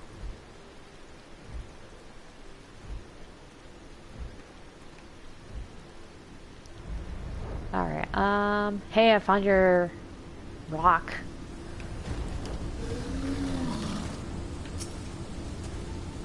If you don't find anything, we can always try blowing the hatch open.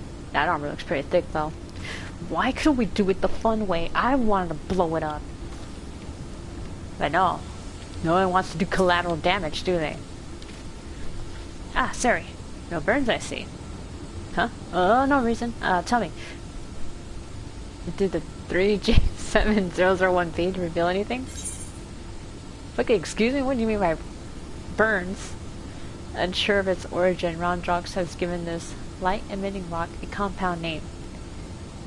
A linguistic convention common in the goblin tongue. Thank you. And you have my word that I'll give this back to Round Jocks when I finish with it. Now let's take a listen to what the Illuminati are really saying.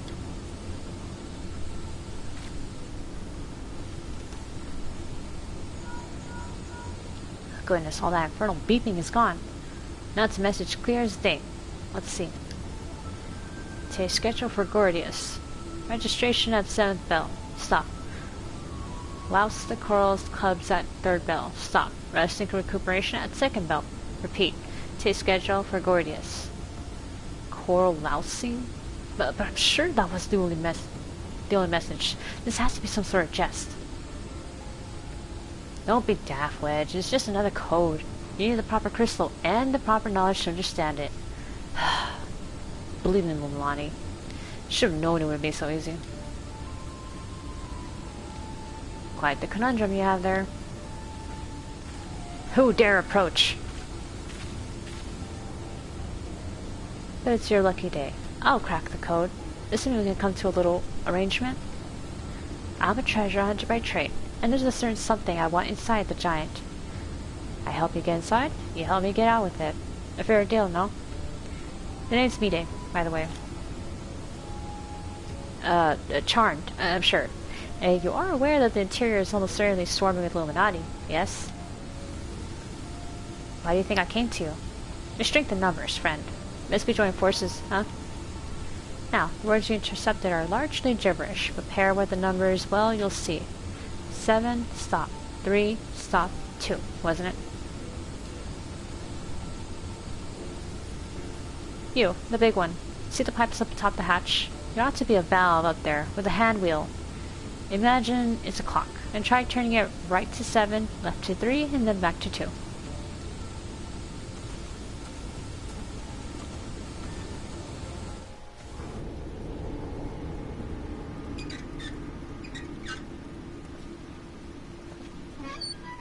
Squeaking.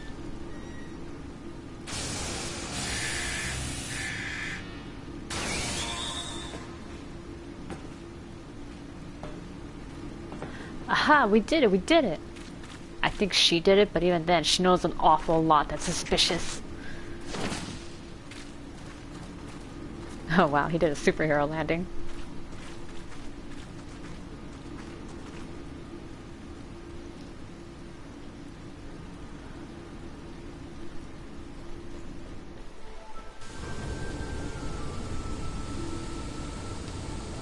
So the Illuminati have been announcing the way to enter the Colossus all along. Strange. Well done for cracking the code, anyway. I had less success, sadly. I'm afraid Brave Fox knows a little more than we do about the Illuminati's plan or the primal. Calm. Things aren't as bad as all that. I found a way inside the machine. We'll just have to learn about it as we go. It's only a massive mammoth after all.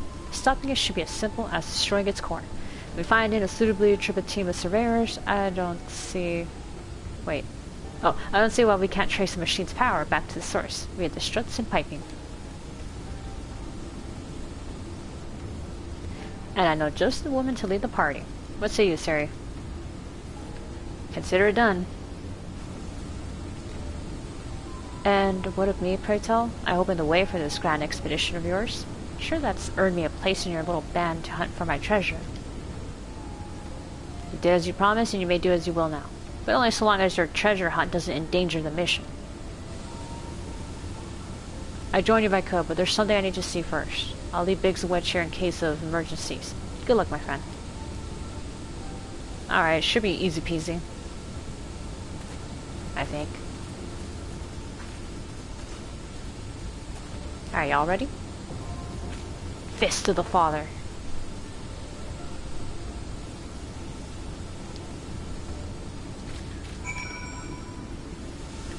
So, how did you know this, huh? You need to worry unduly about me. Once I have what I'm searching for, I'll leave. Simple as that. That's a little suspicious, but alright.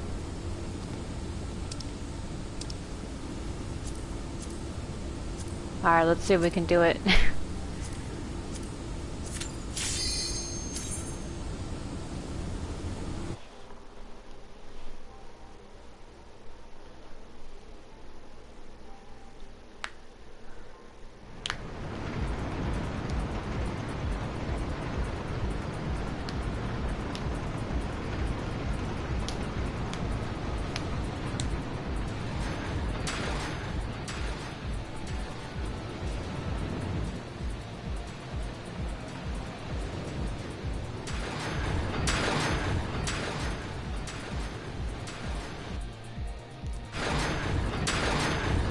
Come on, let me through.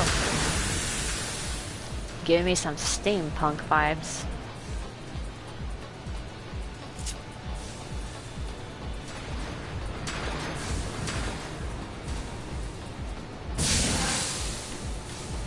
I feel like that's gonna hit me hard. Blast me in the face with steam.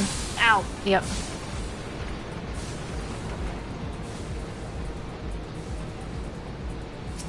Faust? Interesting name.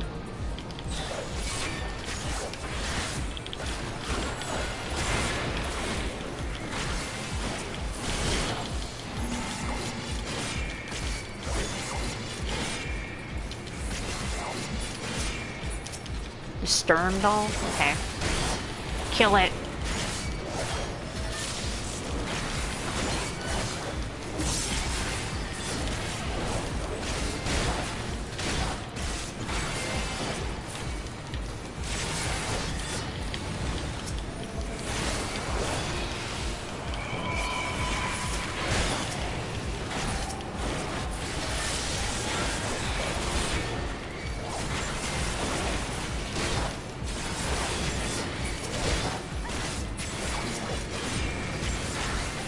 Oh, they just keep coming. Okay, fuck it. Just dump it all in here.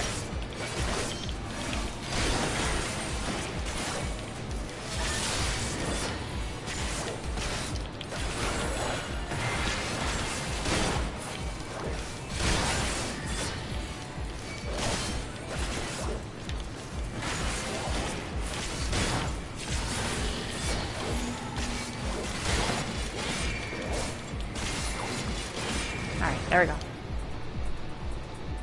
Nothing more than a little tickle. For now. Hangar 8. Gordius.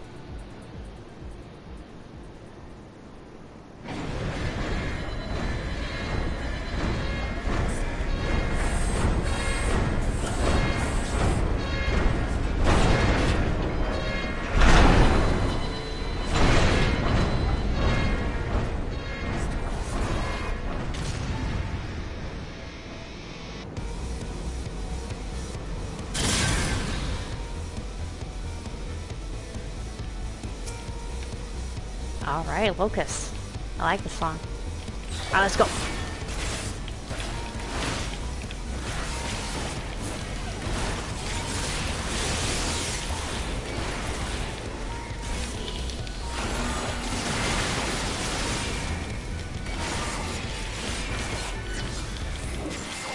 You go, presser.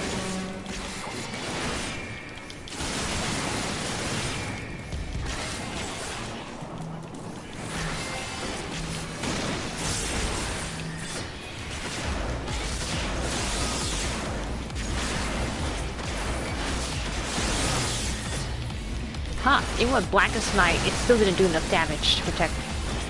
Or at least to, like, trigger that thing. Oh, yeah, that.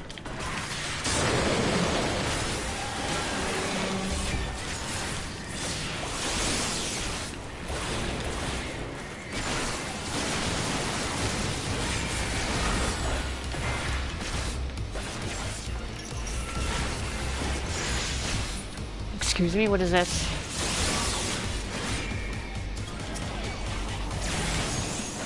Alarm. Get out of here.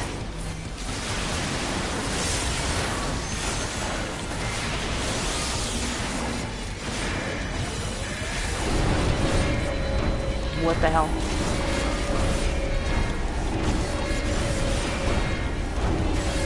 Oh. That's all, huh?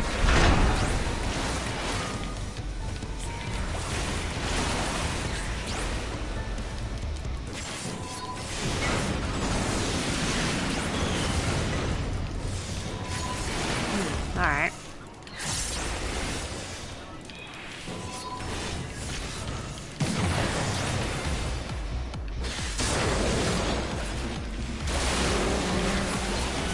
Not from him.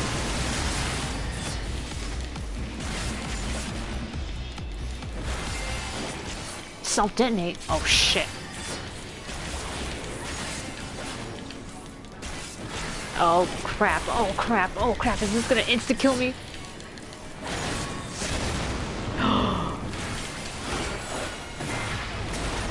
Oh, you gotta be shitting me.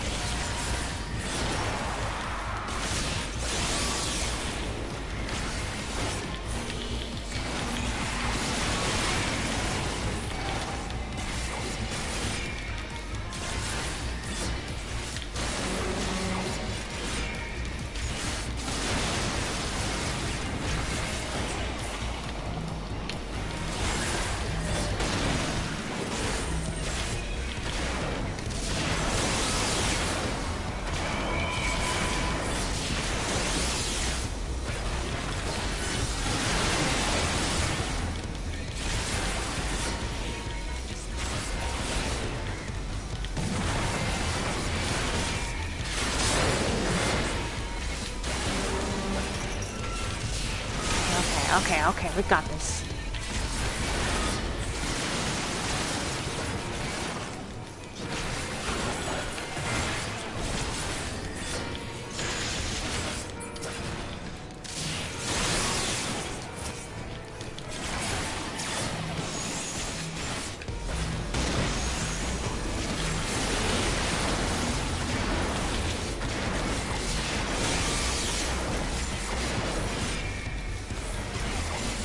Oh shit.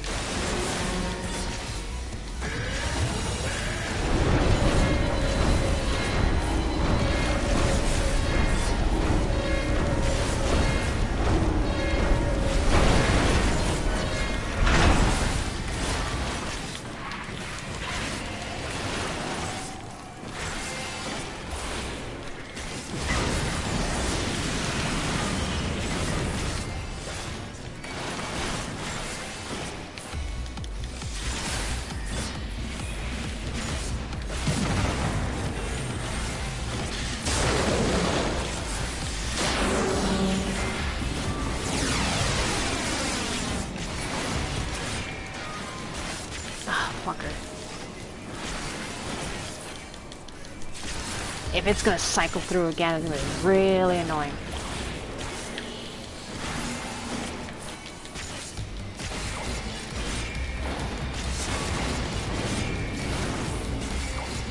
Oh my goodness, really?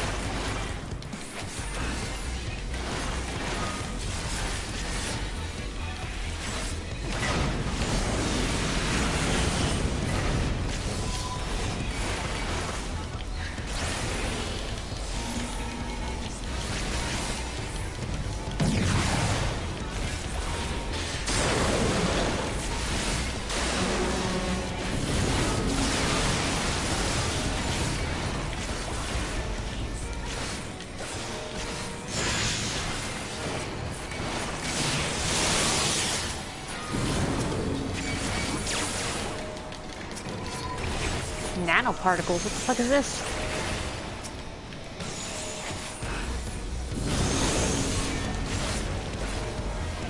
Whoa, what the hell?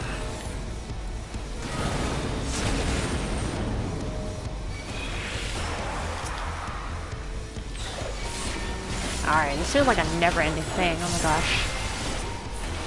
It might not even possibly be one shot. We'll do it solo.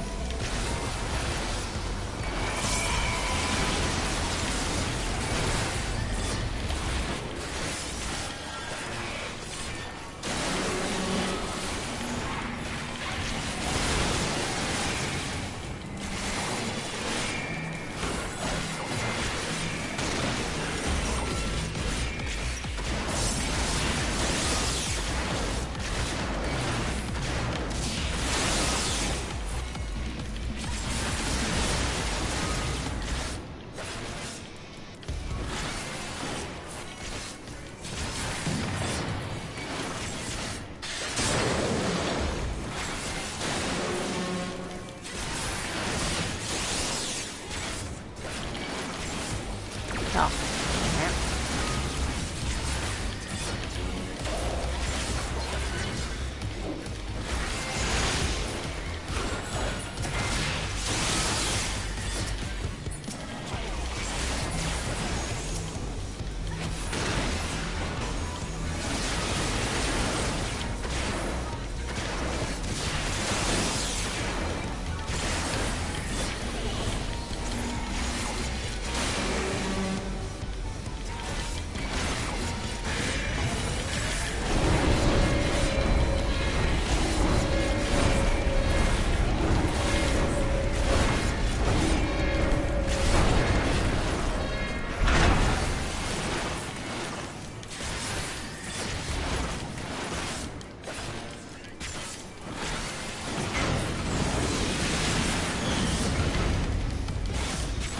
Damage up.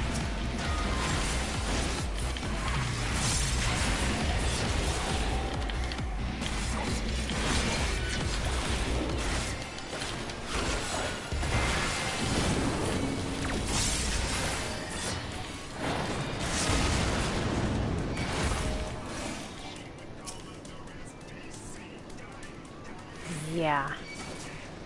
It just keeps repeating because he's self-detonated. The self-detonation is supposed to be an instant wipe. Alright.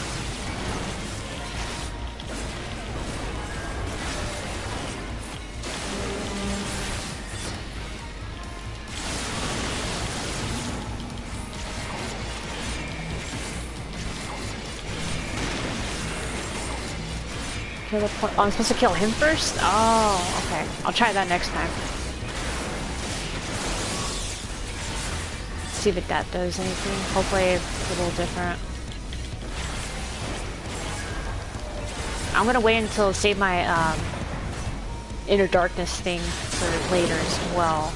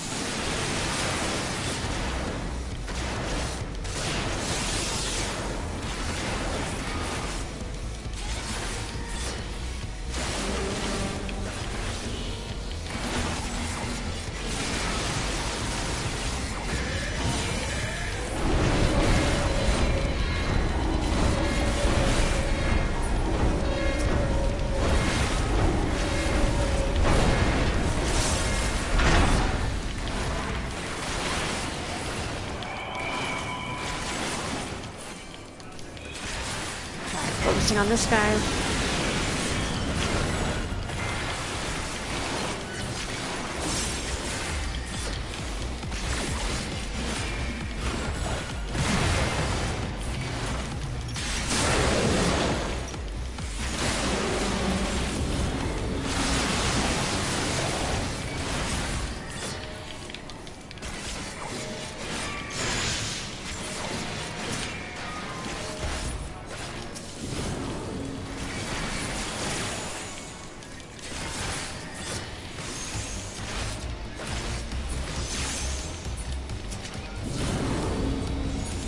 What's he doing? Another self detonate?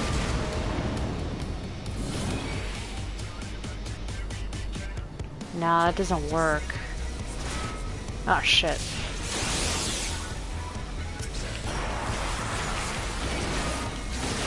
Now the .5 doesn't seem to be working. I might actually need someone else's help with this.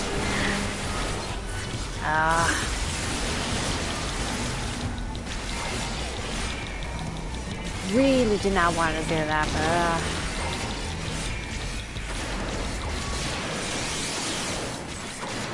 mainly because of the Q time spin, yeah. Alright, let's see if I could just like leave. Maybe I don't even execute during combat. If I let him try and kill me, it's gonna take forever.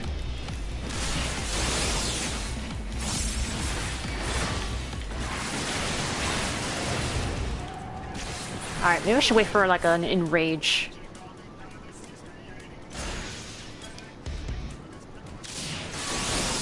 Alright. Oh, they got hurt because they were standing in my...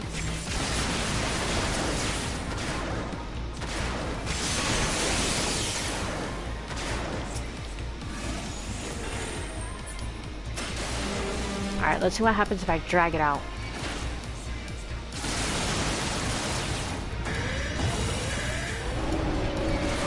Oh. So he just brings it in no matter what. Okay.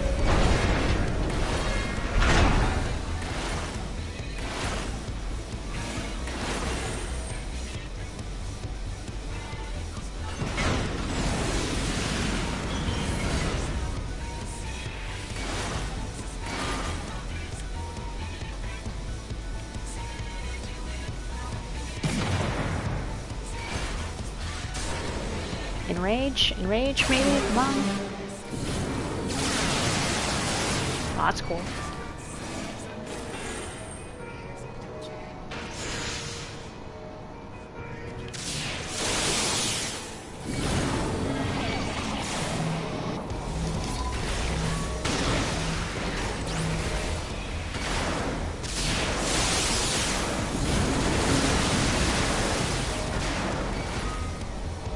Still nothing? Oh, well, that's new.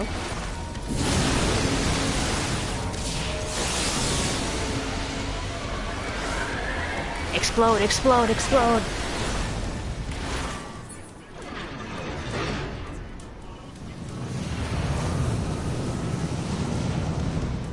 Okay. So I have to swap between the two. I had to kill both around the same time? Oh man.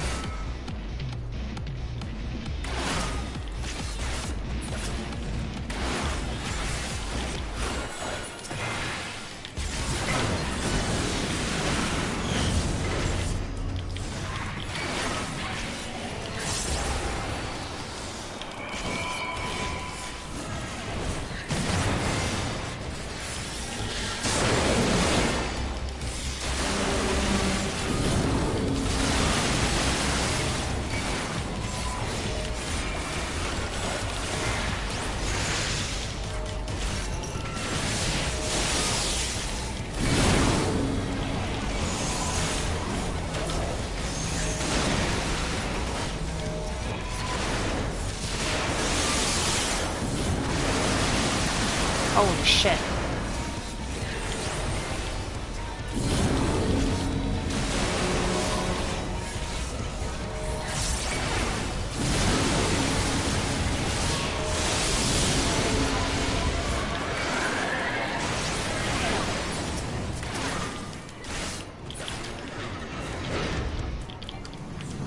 Oh, I'm doing this. Okay. Oh. Alright, one took a little more damage than the other one, but...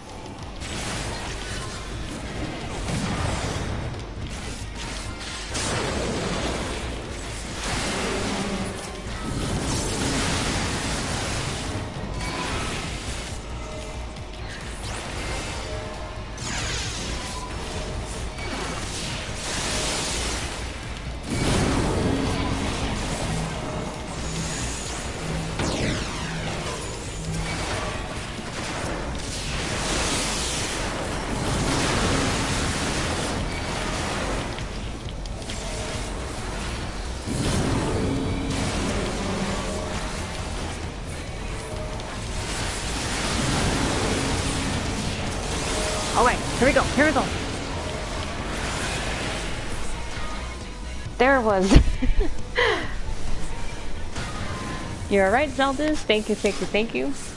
Gotta kill them both around the same time.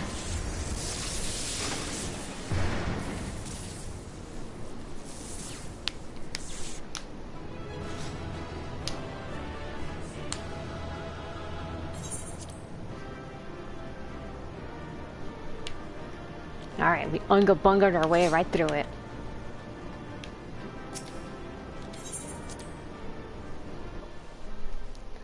Alright.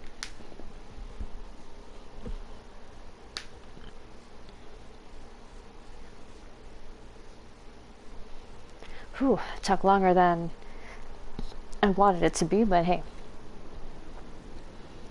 We got it.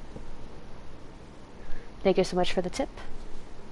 Because I'm trying to lower queue times, you know, like having to wait around doing nothing, waiting for a queue to pop, so yeah, that's kind of why I've been like trying to solo most of it. And if not, you know, it's partying up is like the last thing, my last resort, so yeah. Expertly done, adventure. Oh, I guess you just strolled right in after I killed everything else, huh? Huh. What have we here?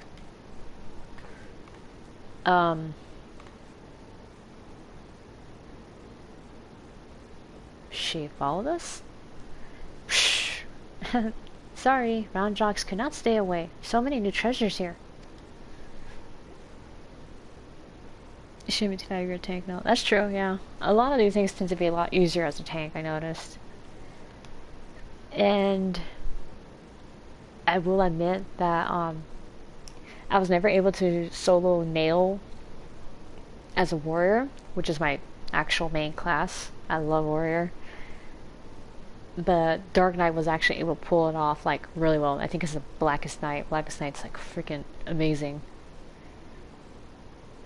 The only thing is that like I'm a little annoyed that Dark Knight doesn't have much self-heal like warrior does. But that's endgame warrior, so you know. And I'm not an endgame yet. I'm not an endgame Dark Knight yet, so we'll see. The only tank class I have not tried is Gunbreaker. Do want to try Gunbreaker. I just don't like Superbo Light. At least the idea of it just seems kind of eh. Treasures. Oh, you mean the odd bits and bobs. Well, little one, these machina are yours to take. And some of them are rather beautiful, I must admit. Uplander can tell pretty machines from ugly, just like Rondrox. Looks like she likes you. Huh. No harm in adding one more to our company, is there? I'll keep an eye on her. Okay, normally I don't like having kids around because, you know, danger, but...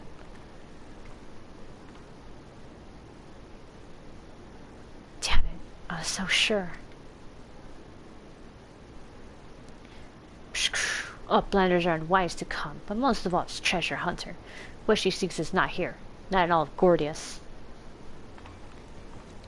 Alright. Who goes there?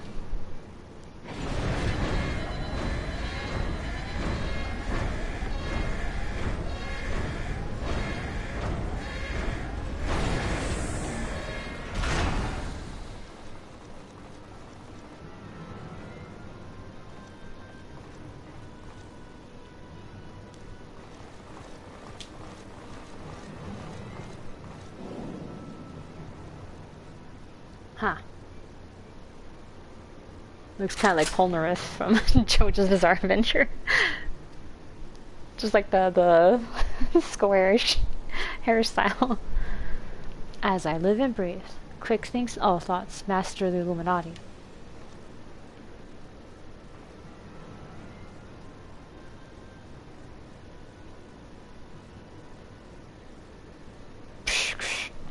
Gobbies are back strapped with boom dust. Uplander shoots, everybody kabooms.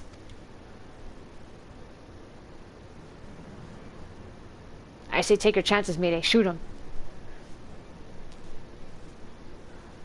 Uplander ear catches tongue flaps of master. Enigma Codex. For plans making is gone. Illuminati are already undertaking Alexander initiative.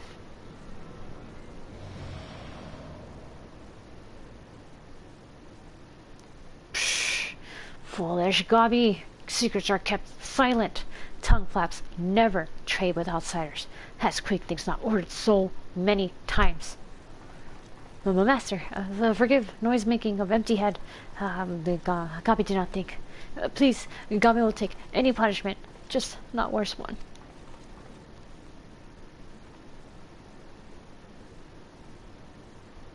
Now.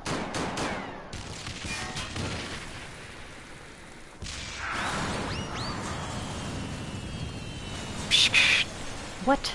Uplander is shooting Gobbies? And boom dust does not harm Uplanders. Blood, Uplander blood for fallen Goblinkin.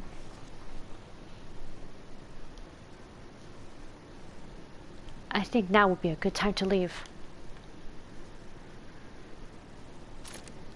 Shh. Uplander, what is Enigma Codex? Treasure?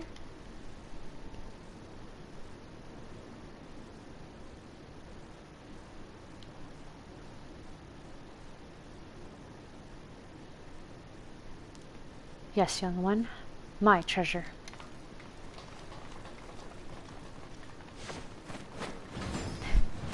We're just jumping into any random hole, are we?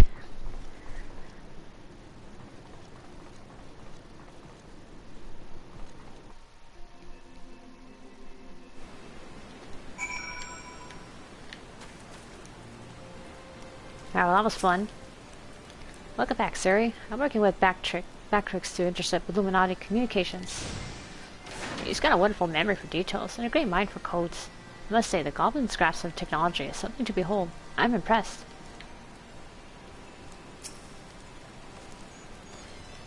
Bleed in hell, face to face with the head of the Illuminati, huh? Sounds like you got quite an adventure. And this I got Alexander initiative has got me wondering. Do you reckon it might be the giant's name? No sign of the core though, huh? Well, we'll just have to look further in. I'll let the chief know anyway. He'll be happy to hear Mide and Roundrox are safe too. Those two haven't stopped talking about machines since they got back. I can't say I've ever thought of junk as pretty, but each to their own. Oh, is she showing her the... My, but Roundrox has a lot of treasures. Not many are of much use, but they're all lovely in their own right.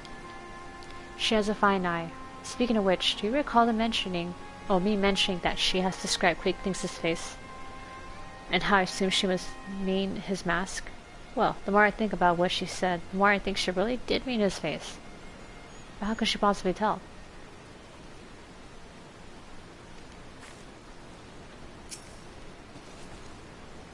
Psh! Nina is amazing. She can tell pretty junk from ugly almost as well as Roundrox. This whirly-cog Roundrox finds 72 yoms north and west, and this one is 24 yoms south and east of Jesus Christ. Architecton. Oh my god. Psh, shiny junk and sparkly rocks, bitty buzzing whirly cogs. Alright, Biggs, what's the next one? Steel and Steam.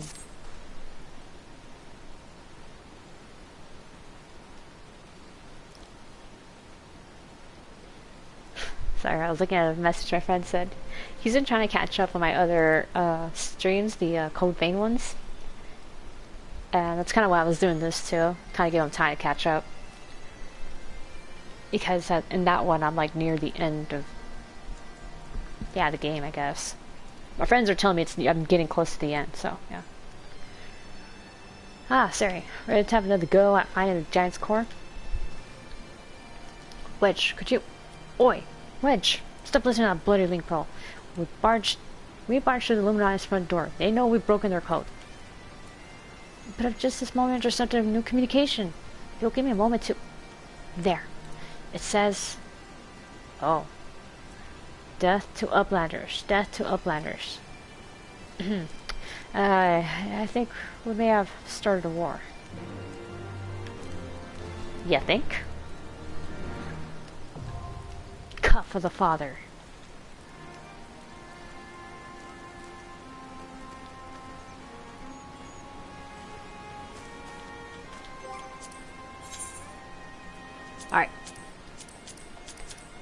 Number 2. Let's do it to it.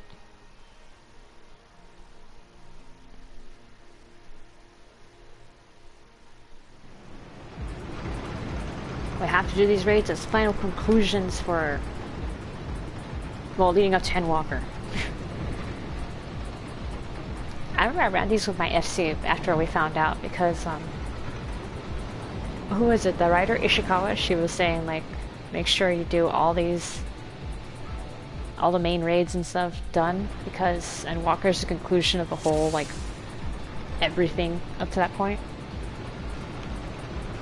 So we were running through, all these raids, Void Ark, the Rabanastra raids. I like Void Ark. Void Ark is fun. I do not like Rabanastra. Doing Scathe and all that shit. Math. How dare they hit me with math? That's the worst.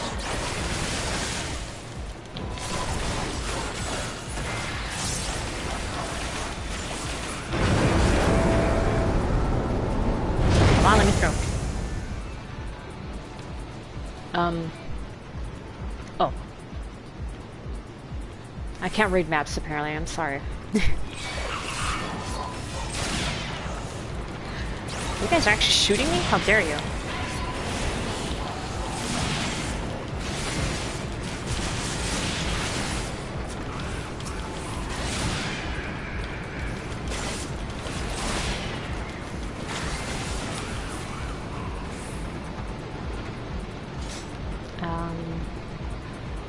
Wait.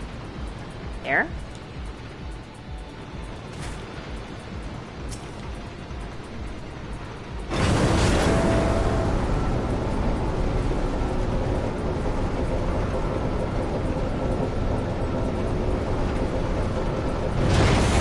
I have completed most of them. I will on... Well, no, I take that back. My main account. I've done every raid, but there's 2 I have not finished. And that's the near raids. I literally have the last one. I have the last one left to do on that. And then, what was it? Palgorlin's Breach Tower? I don't know. And I've only done like 2 or 3 of the Eden raids, so that's the... Those are the only 2 I'm missing.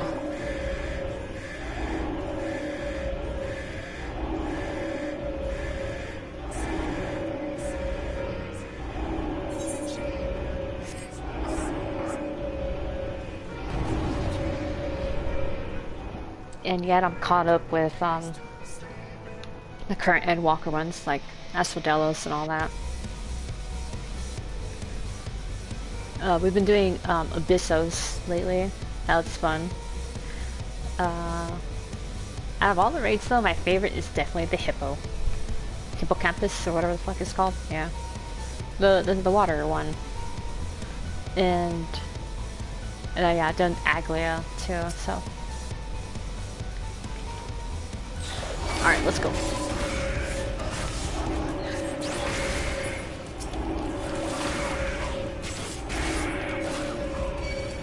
Alright.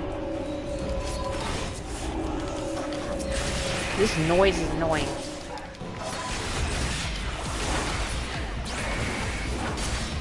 Oh, big boy. Let's get that one. Oh shit, I fucked up my combo.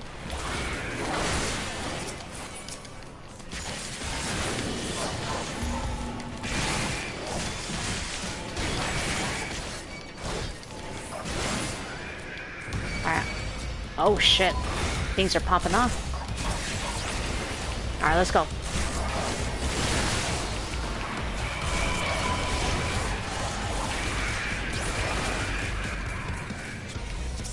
Whoa. Break its fucking legs.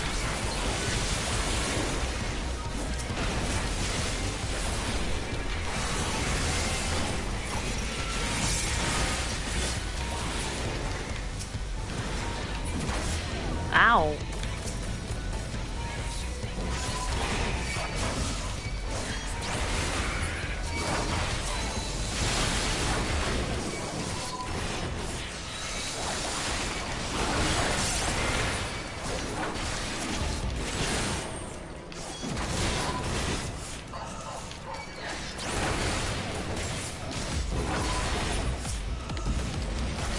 bomb? Where's the bomb? Oh, can I hit that? Maybe I shouldn't hit it.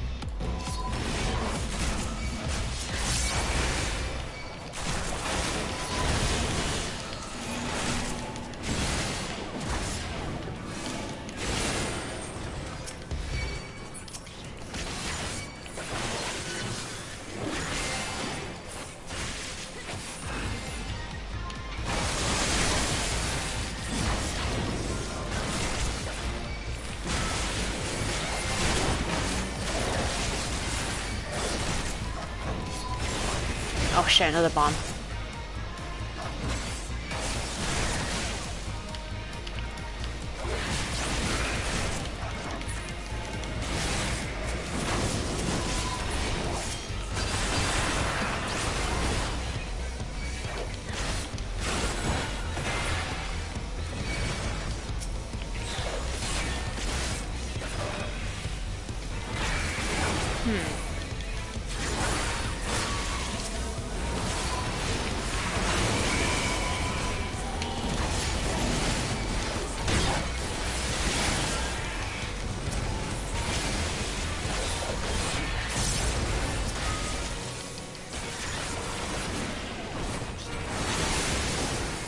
Oh, okay, I was wondering when this shit was gonna end. That's how those makes sense perfectly. Sounds good though. My one complaint about Asphodelos, I mean, the other raids are fine. I just don't like the Phoenix. Phoenix, sorry. I love all the other raids of it, but nah, I don't like that fucking bird.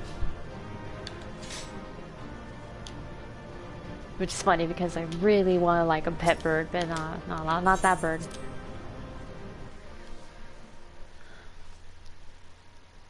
Ah, oh, man. I really wanted to ask my landlord too if I could have if I could keep a bird in here. He said no pets, but you know, I was afraid to ask too. Psh, Uplander's amazing. Uplander is stronger than 10 gobbies. Oh, hey guys, you missed the fun. Oh yeah, sorry. Things are a little corpsey here. Ah, there you are, old friend. I was beginning to wonder if I'd ever find you. Big's account left something to be desired, so I thought it best to see the interior with my own eyes. I think you should, anyway.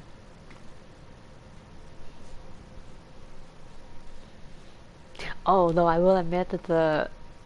Okay, because I played, like, obviously the recent raids and all that. They are all pretty cool. I do love the mechanics of every one of them. Though my favorite is... To avoid spoilers, Proto, because I was...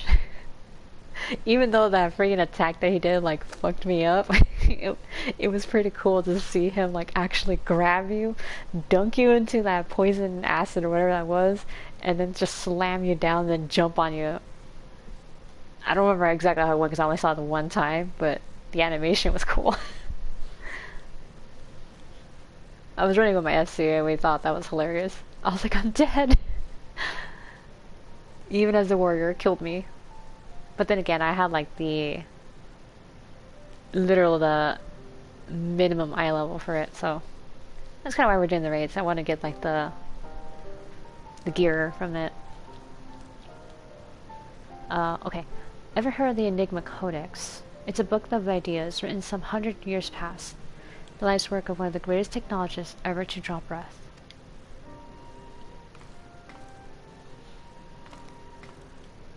Within its pages are found myriad wonders, from designs for machina that could operate ceaselessly for centuries, to novel ways of culturing cheese. Even a fragment of the book could bring a king's ransom. But most remarkable of all are the plans for a walking citadel. It was to be a beacon of logic and reason for all the world. A walking citadel? 7 hells, we're standing in it, aren't we?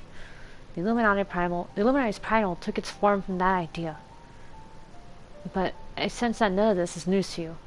You read it then, this Enigma Codex. The design catered for every needful thing, from warm beds to crops of grain. Its occupants would never have to leave, and all in a fortress on feet, impenetrable, and ready to move at a moment's notice. The citadel was meant to bear the most brilliant scholars and artificers, am I saying that right? Artificers of the age to all four corners of the world, that they might set about unraveling the mysteries of creation. And this utopia, this shining seat of erudition, was to be called Alexander. If Rondrox lived in Walking Castle, Rondrox could collect treasure from everywhere. Indeed you could, little one, and anything you found, be it junk, forgotten teachings, or lost secrets, would be yours for the taking. And what exactly would the Illuminati do with all this knowledge? They would use it to take control, most likely.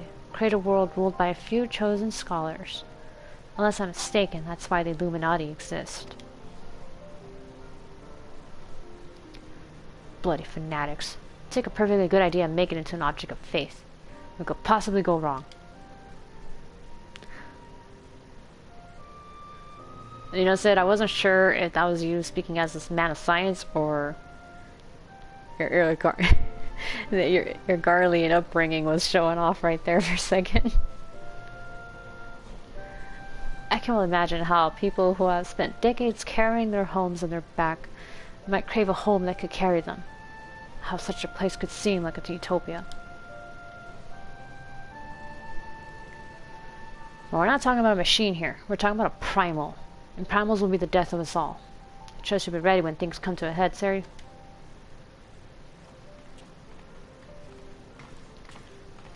Utopia is happy place? Where there is junk aplenty, Roundrox is happy. Where is very happy place? Amide. Wherever he is.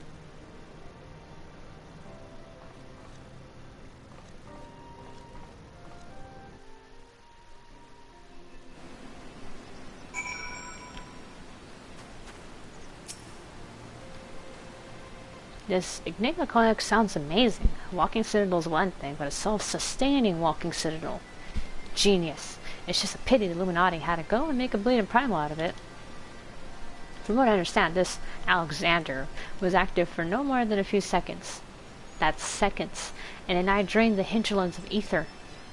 Imagine what it'd do if it wandered the whole bleeding world. I don't think Roundrox realizes how much danger we're in here. Too busy hunting for new treasures. Probably for the best though, huh?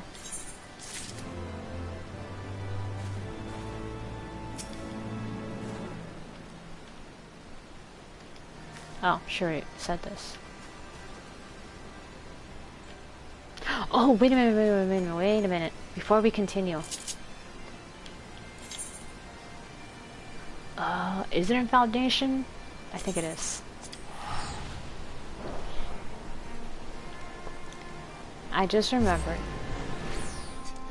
We went through the base of Shadowbringers and up to 5.3. So, if that is the case, that means as a level 80 Dark Knight, we got the conclusions of our Dark Knight stories.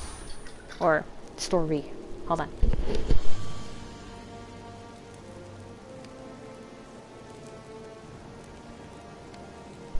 Okay, getting a sip of water. Always good to stay hydrated. Especially in this damn heat wave going through.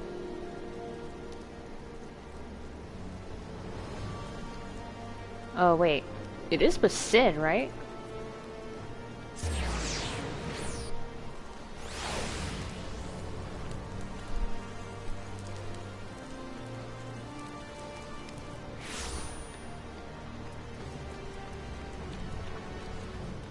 Wait, I'm lost. Where is it? Okay.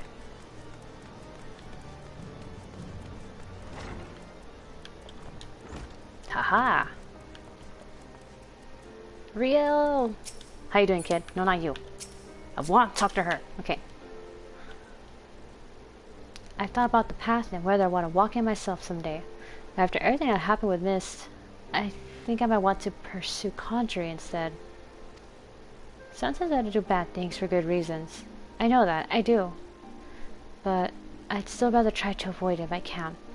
If I was a better healer, then maybe I'd have more options. Or something. That Pajal, Isumion. I could write him a letter. Alright, Sid. McEdgelord, let's go. Our closure. They will tell you are 1 and you are 2. You can choose.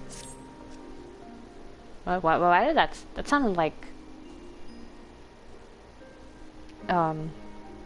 Frey. I mean Esteem, whatever. Ah, Sari. It so happens I have a letter for you. Before we talk about that, might tell me what you've been getting yourself into lately? You and your scions, I mean. I have an inkling, perhaps.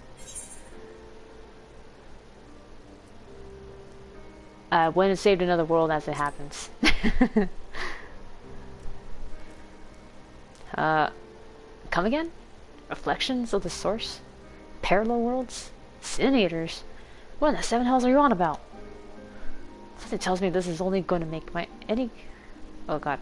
Something tells me this is only going to make any kind of sense if you walk me through it from the beginning. Step by step. Sure thing. Pop a seed, grab a drink, and I'm gonna tell you everything. Although it looks like you already got started with all the drinking right there. Come on, Sid. Doing all that drinking in front of the kid. Right, then. So, to sum up, you were swept up into yet another realm-shaking conflict, were you? Well, of course you were. You're an insatiable hunger. Oh, you have an insatiable hunger for it, don't you?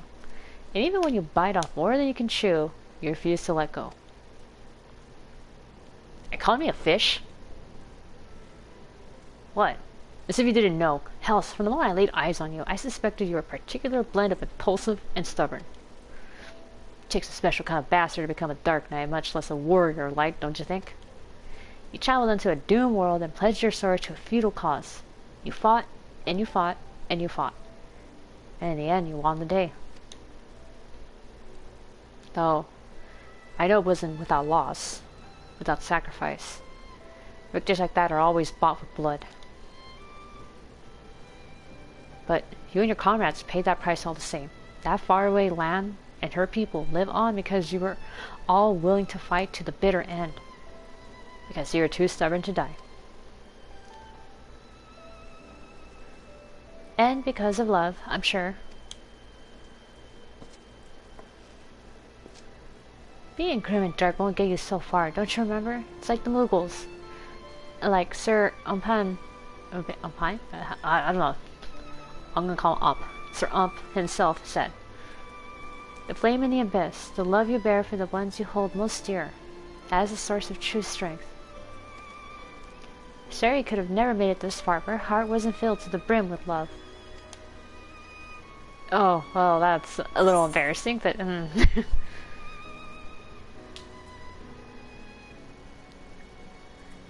This is a roundabout way of asking if my heart's desires.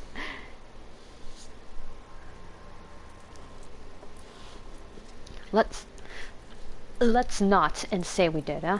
I'm sure that Thancred fellow you mentioned would provide a far more meaningful and interesting response. Having a look after the reincarnation of his surrogate daughter is certainly... though I suppose on some level I can relate. She's looking at him like, what?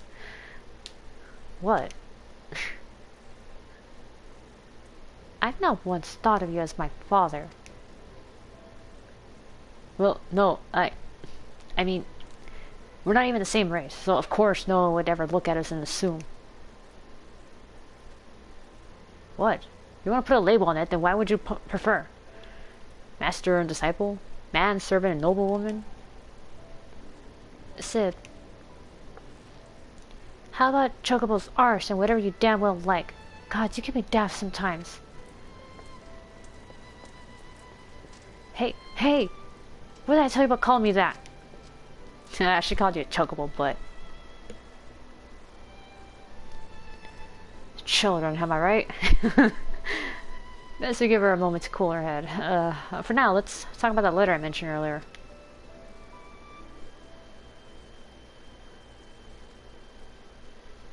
It's just you. But who penned it, I cannot say. It was delivered to me by a young woman of the broom. Lunny, I believe her name was. Said she'd seen us with you out and about in Ishgard before, and reckoned that if she left it with us, you'd eventually be around to pick it up. Before you ask, no, I have not taken a peek, so its contents remain a complete and utter mystery to me. As for the sender, you'll have to pester Lunny at the Holy Stables if you want to know more. Now, if you'll excuse me, I have an angry girl to mollify.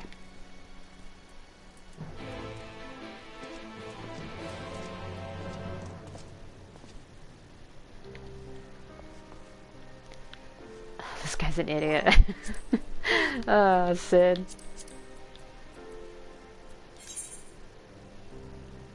Oh wait, no, that's not what I meant to do. Fuck. This.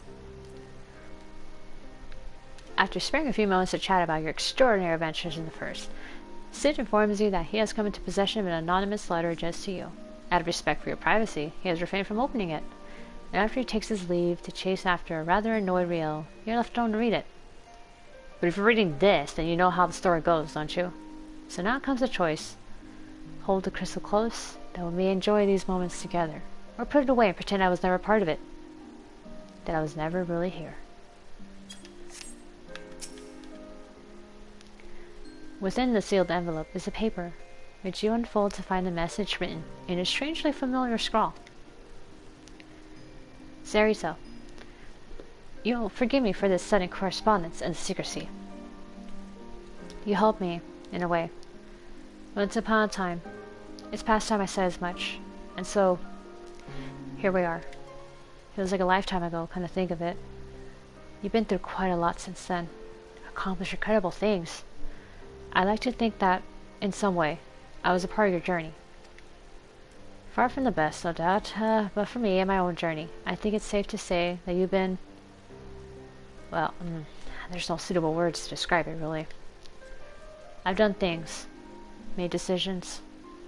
Looking back, I can't help but feel more than a little foolish. But such is life, and we have to seize what few opportunities we have for closure, even if it is through the written word and not face to face. So, wherever you are, I hope you're happy. Still fighting, still adventuring, still doing what you love. Be well. The letter bears no signature or any obvious clues as to the author's identity. Perhaps Lenny can shed light on this mystery.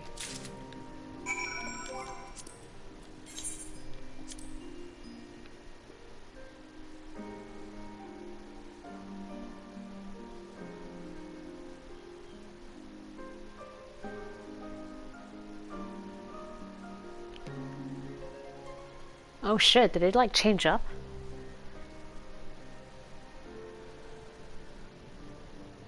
Yeah, it showed everything that was written, yeah.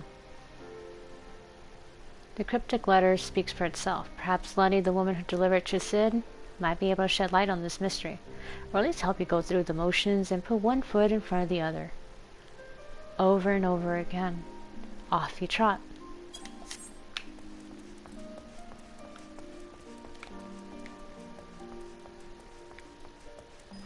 Alright.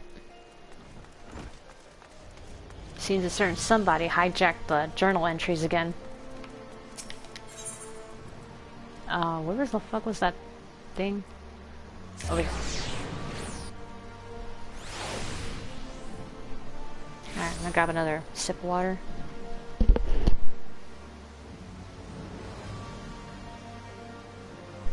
Okay.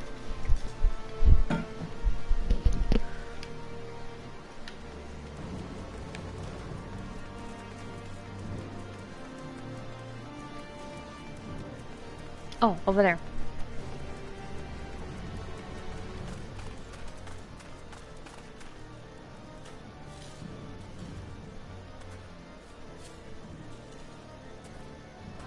I'm trying to remember her. I don't. It's you. It's really you. Sarisa, my hero. Honestly, I never thought I'd get to see you again, much less speak with you. Do I know you? Oh, I'm sorry. You probably don't remember me at all, do you? Oh, wait a minute. She's the girl that you save when you first become a Dark Knight. I'm not surprised. All in a day's work, I suppose. Saving silly little fools like me. It was so long ago when you rescued me from those temple knights who were trying to take me away from my grandmother. I still remember it like it was yesterday, though. You swinging that big sword of yours, bailing all kinds of terrible threats and sending them running. Alright, well that confirmed that all that shit that Frey was yelling at the time really was the warrior light yelling it. I'm sure some might say you overdid it, but thanks to you, my grandmother and I never heard from that lot again. And ever since Sir Aymeric and his allies came into power, we've had a lot less of that trouble all over. But let me guess, you didn't come all this way just to see me, did you? What about this? Leaving everyone at a loss as to who could have penned it. The letter, huh? I thought so. It wasn't me who wrote it, I can tell you that much. I got it from a knight I befriended after tending to his chocobo a couple times. Sir Petronate. He said it was to be delivered to the hero of the Scions, a peerless warrior with 1,000 victories to her name. After he described your features in detail, it all fell into place. And since I was certain you'd eventually pay a visit to your friends, I offered to take it to them. Anyway, he's the one you need to talk to if you're after the center. Maybe check the congregation? I mean, that's where their knights congregate, I presume.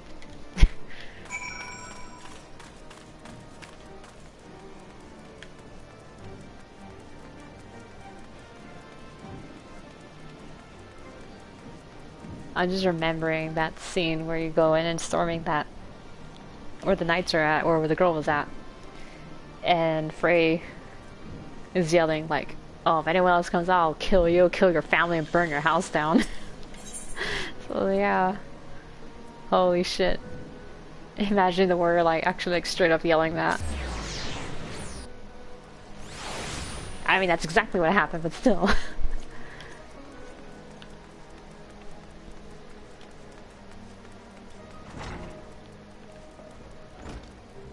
Wait, it says it's above? What the fuck? Oh, it's over here. The idiot, of course, the congregation of our knights most heavenly. Oh, Lucia. Whoa, that was weird. Oh, I thought she would say something new since we got back. Okay, never mind. Ah. That guy. Oh, wait, hold on.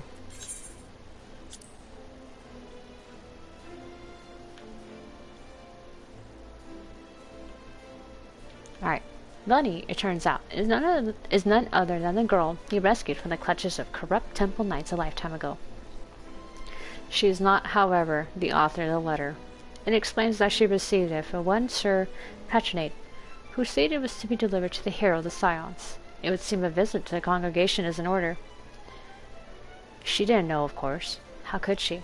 She's not even sure how many of you there were that day. Are you? But never you mind that. You have a search to continue.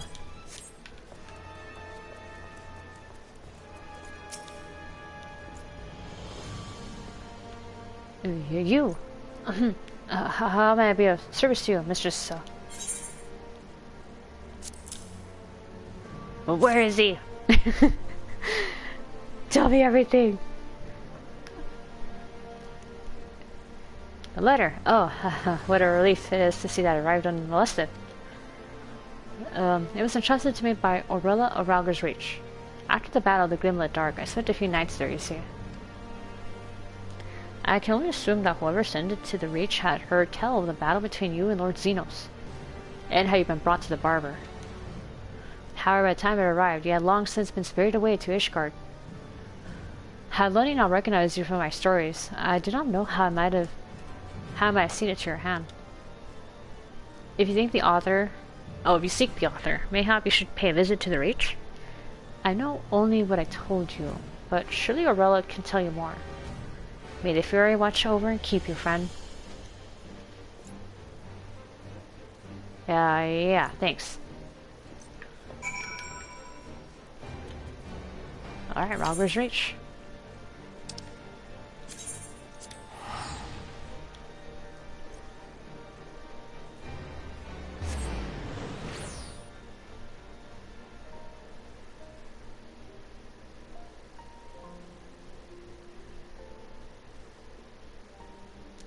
Oh man, this reminded me of that, holy shit, that room was going nuts.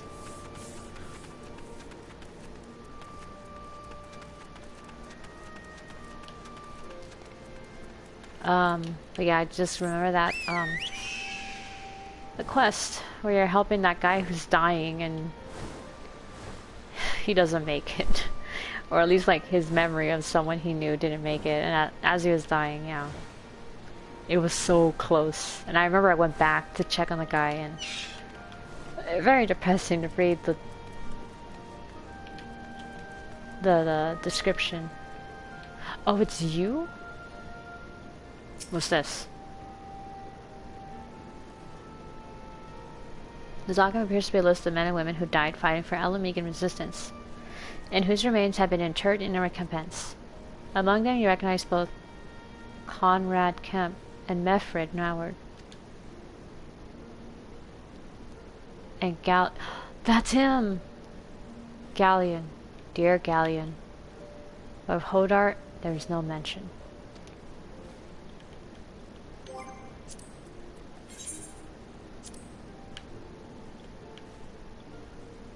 Okay. Sir Patronate was no more than another link in the chain, having received a letter from Aurella of Ralger's Reach. He, like you, had been injured at the Gimlet Dark, and so he spent some nights there, convalescing in her care. If further answers are to be found, it will be at the barber. Do you remember Sir Patronate? I do. Not by name, of course. He didn't have one when the tower fell. That's how these things so often go.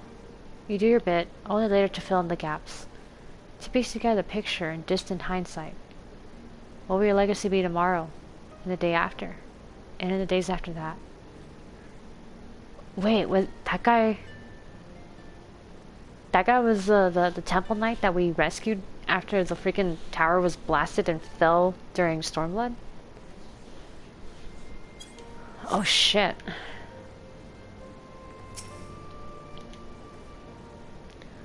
A pleasure to see you. Well, it's that long-haired boy of yours again. Oh, you mean Elfie? Or Estinian? This is about the letter, is it? Came with a shipment of supplies, from Little Alamigo, as I recall. I can only presume the sender was hoping that Commander Hex would see it too, personally. But I'm not surprised it escaped her notice, given the chaos of the Gimlet Dark, and after. It found its way into my medical supplies, and as you all know, I decided to let the Ashgardian Knight take charge of its delivery. In any event, I advise you to continue searching Little Alamigo. If anyone there knows aught of the letter's author, it would be Gundobald.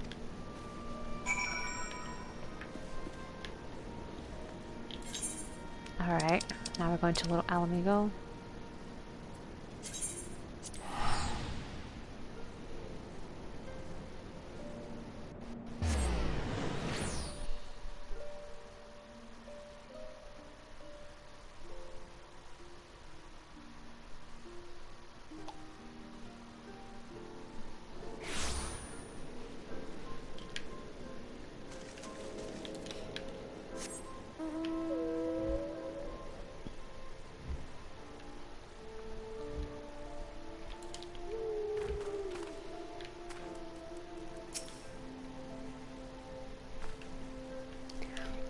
Ah, well met, Sari. I was not expecting a visit.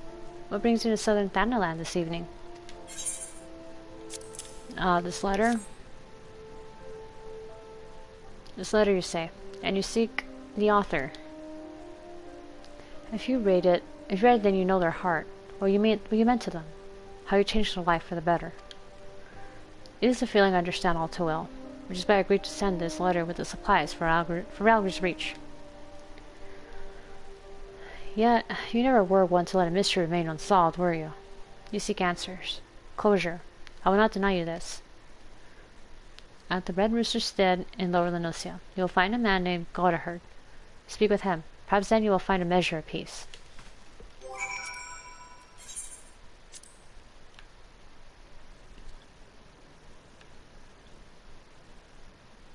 Let's see. I have to confirm that you're come not in search of a lost child yet again. Oh, they were talking about Mist. Or she was talking about Mist. Aurora explains to you that the letter came with a shipment of medical supplies from Little Amigo. She can only assume that the author intended for Commander Hex to take charge of it, and deliver it to you personally, and so you depart for southern Thanaland to retrace another leg of the letter's journey. And Aurora is just another step in your own journey. Will you remember her? What were the names in her ledger? Conrad Kemp, Mefra Noward. But they were doomed from the first, a part of you whispers. Inevitable deaths on the road to a foregone conclusion, saith the hardened heart, in retrospect. You'd be wrong, of course. It never had to be this way. This world is exactly as we choose to make it.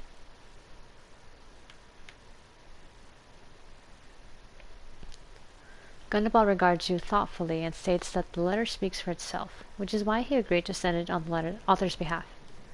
However, if you are unwilling to let it lie, if you still seek answers and closure, he will not deny you. There is a man at the Red Rooster in Lower Nilosia. That maybe it will help you maybe it will help you find a measure of peace. Now Gundabald, he's seen you at your best and at your worst. He's seen you when you were 1 and when you were 2. He could tell you someone else wrote the letter, if that's what you like to believe. It'd be a turn, sure, but we've seen stranger things. Or he could continue to regard you with that same mixture of concern and fear that bubbles to the surface when the topic of us comes up. And say nothing of the sort. And you could go to Red Rooster instead, with the answer of your choosing. See if it's all to your satisfaction.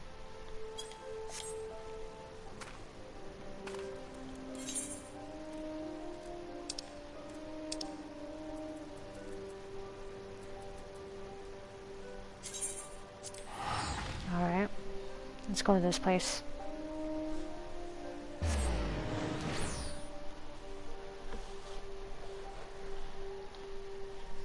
trying to think back on who we encountered throughout this freaking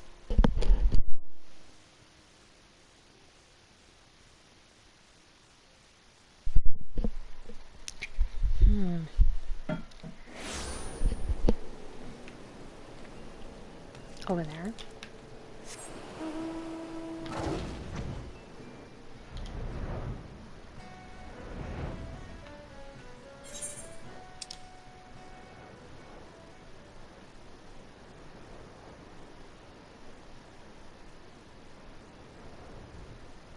Oh, it's right there. Okay.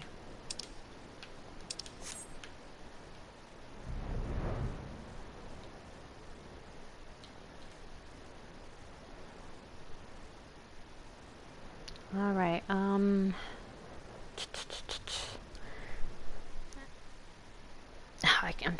can't remember anyone else.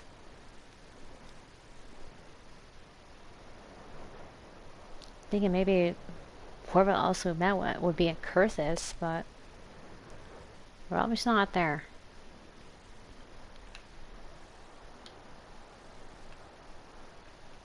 Is this the guy?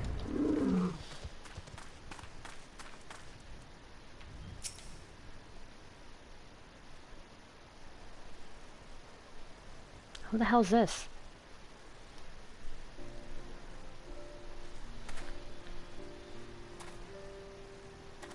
Oh, God, it's you. But why? Why are you here? Trying to find the letter? You really don't remember any of it?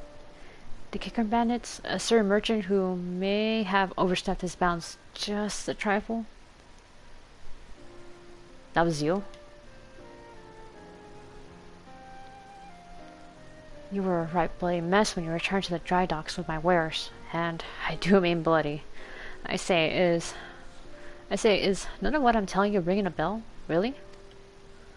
Not even the part where I refused to thank you and demanded that you pay me restitution for the property you yourself returned to me? Well, seeing as I've already confessed to it, I may as well reiterate. It was me. Oh, the one I ripped into that time. That was just the beginning of my bad luck, as it happens. A string of bad decisions led me in debt to some very unforgiving fellows. And before I knew it, they had taken damn near everything I owned.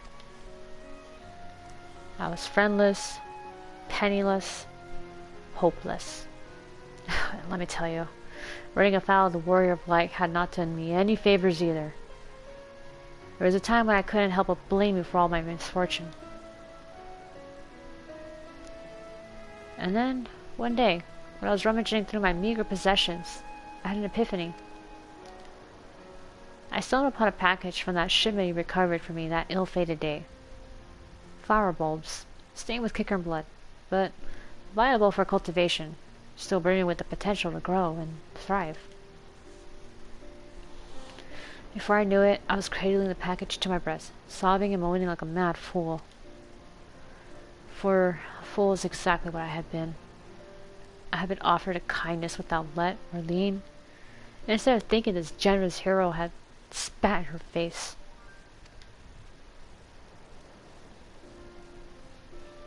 So I left that life behind, save for the bulbs I brought with me here. I apprenticed myself to the botanist and resolved to start anew. And wouldn't you know it, the stubborn little fiends finally bloomed for me. I suppose it's only fitting that you'd show up again one day. Oh, show up again that very day. I have a thousand regrets, but none greater than how I spoke to you. I say this not to beg your forgiveness, but to tell you how you've changed me for the better, and to thank you for the opportunity.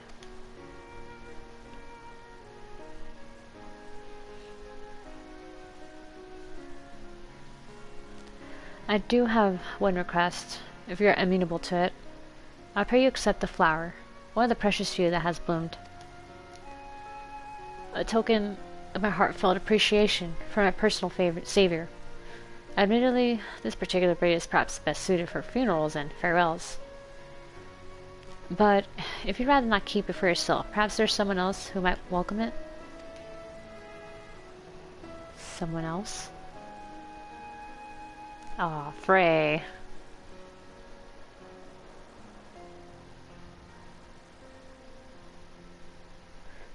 The real Frey.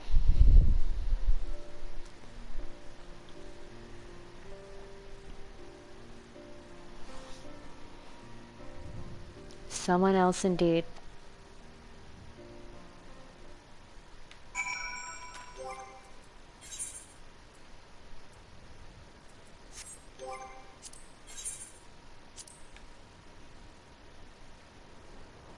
Let's see.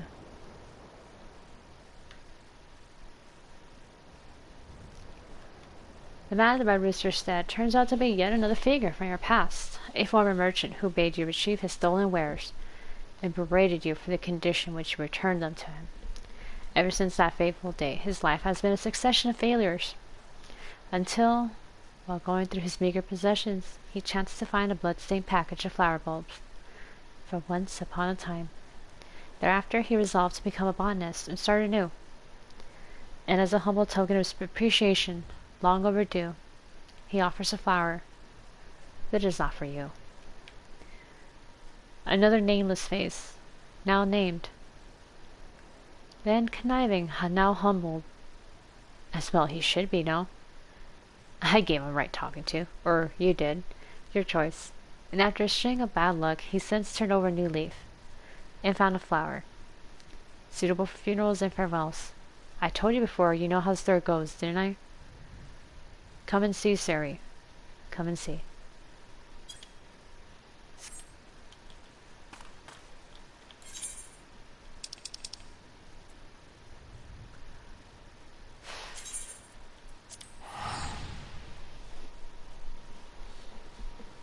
Alright.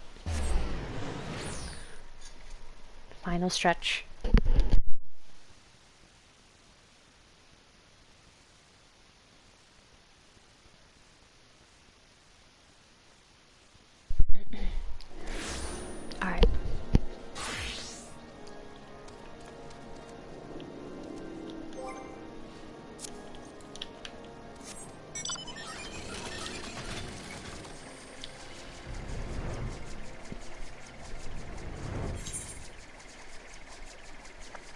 Oh! Exact same spot.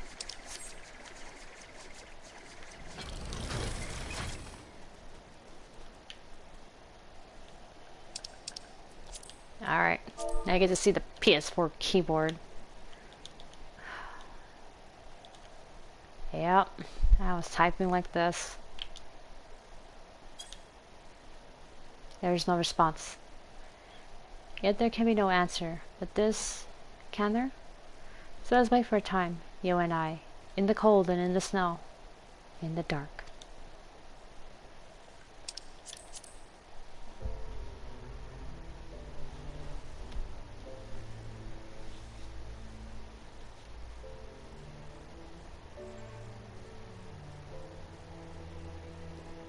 Hey, that's Dragon Song.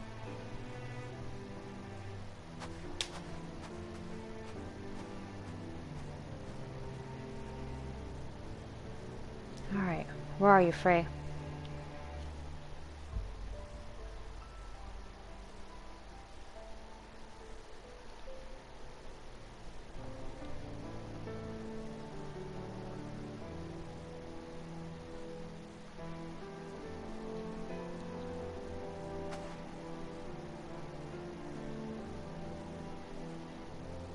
Well, I guess I'll leave this here for you.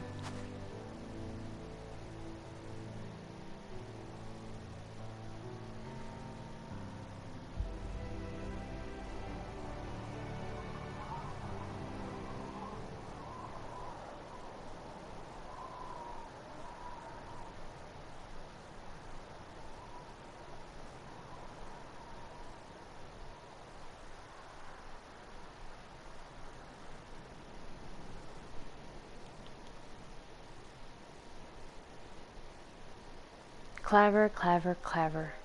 Or are we just playing it by ear? No matter. Good to see you again. I wanted this, once, more than anything. A chance to speak and be heard. But neither of us needs it anymore. And if we were to look deep within ourselves, we would realize that we never did.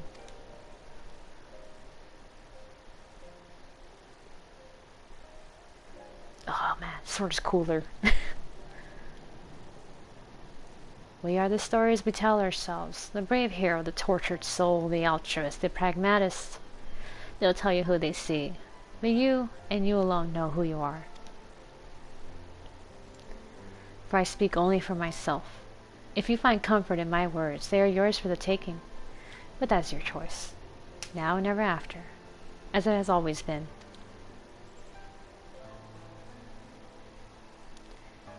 Now comes your part, to cloak yourself in the fiction, to breathe life into the dead, to give a voice to the voiceless.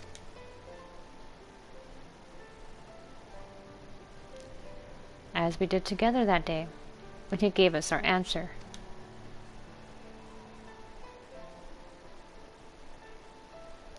Was it ever mine?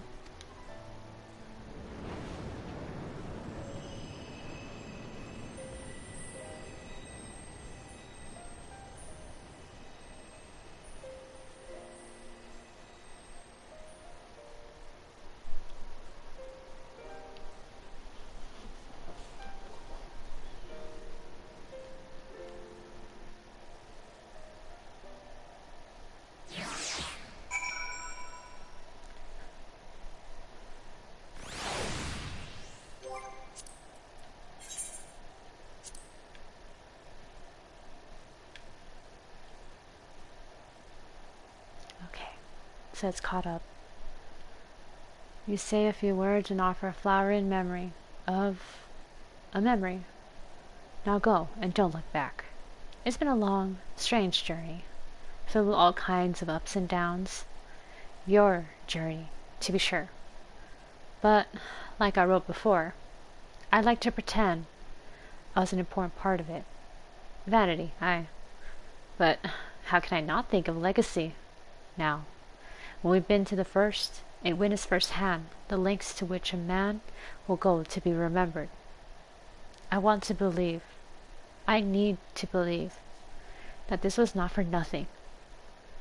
that I changed you for the better, as you changed me.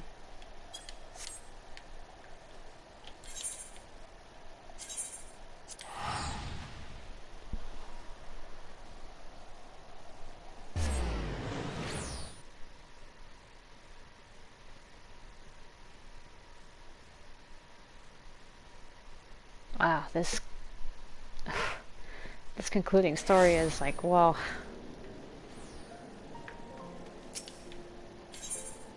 I mean, I've seen a few, but oh, that one's something else.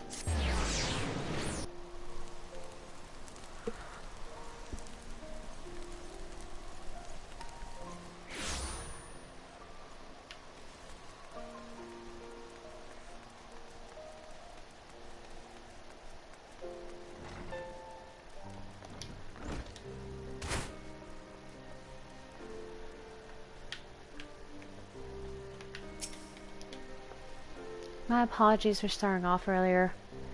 You'd think I would be more mature than that after everything I've been through.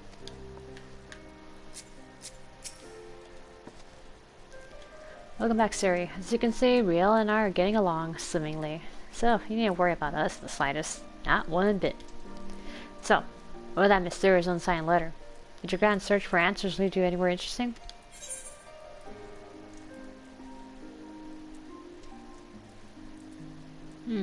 Closure, perhaps. That's so.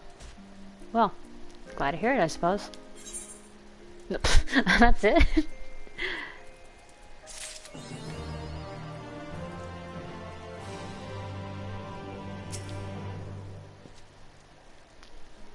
Saved any more parallel worlds lately? I just.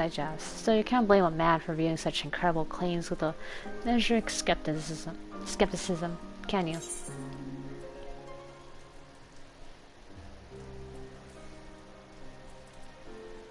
How fare you and Riel? It would seem that the Countless Crusade died with her. Oh, Countess's Crusade. No one has sought us out since that day. Even so, I did not expect these peaceful days to last. As long as there are those who prey on the weak and helpless, there will ever be a need for knights such as we. But I worry for Riel. I cannot abandon her, yet I would not have her be a party to what will come. What do you mean by that? Her? Walk the path? But she's just a...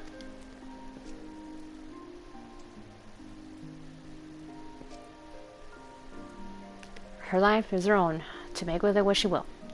If that is her desire. Then we shall discuss it.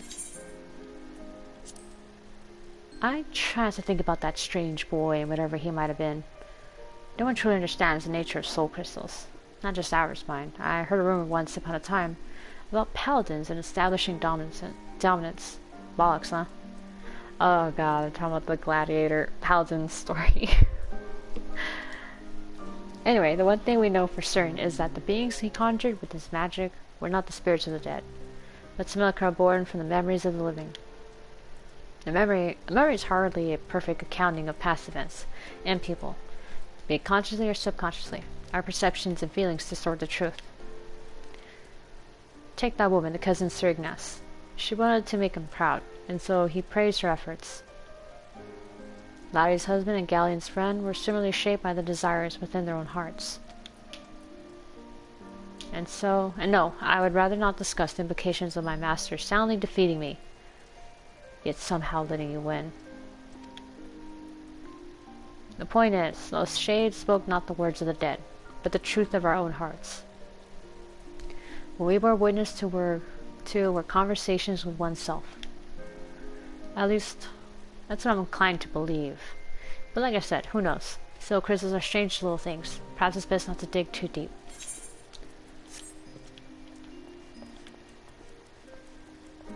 Well, that was, something.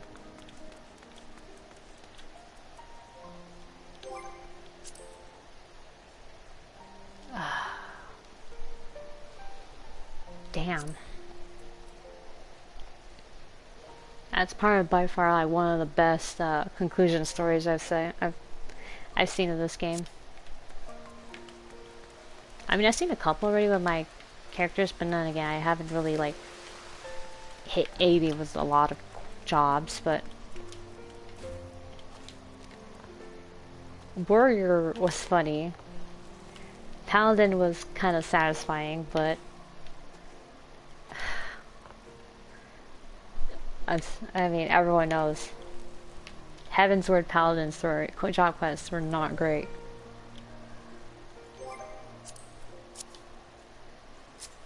Alright, what is there left to do? Oh yeah, go back to...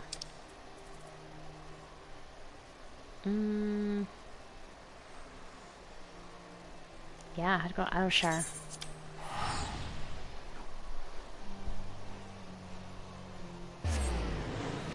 I remember Dancer being kind of cute.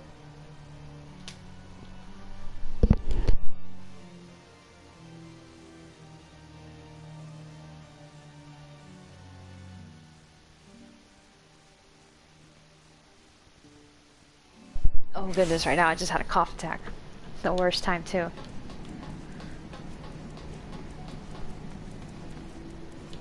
Oh gosh. Honestly, I think I coughed a little too hard. Like, my sides hurt, that's why.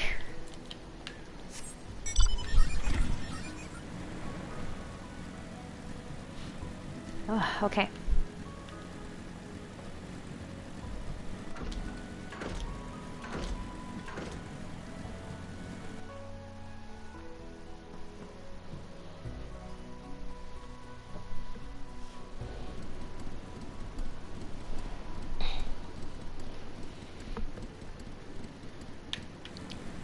I also remember doing the Dragoon ones. Hold on. Oh shit, I gotta... Shit. Wait, is there a mender over there?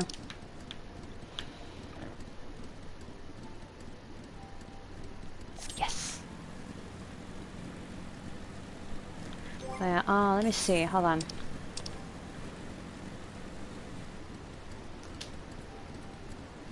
Because in my other classes, one of the ones I made it to like level 90 or level 80 caps anyway was Marauder, Dragoon, Samurai, yeah, Dancer, and I'm working on one of the magic ones too. I'm doing Arcanist so I can get Summoner and Scholar leveled up so I can do the final Shadowbringer stories. Well, role quests, so.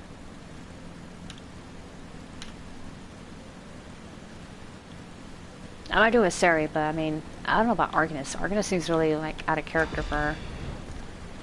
Because Arcanist is all about, like, oh, strategy, raiding. That's not her. If she were gonna pick up any kind of healing, it might be Sage, because of lasers. Guns. I would like to go back and finish up Machinist, do a Rogue as well. I don't want to do Black Mage. I've tried Black Mage. I hate Black Mage.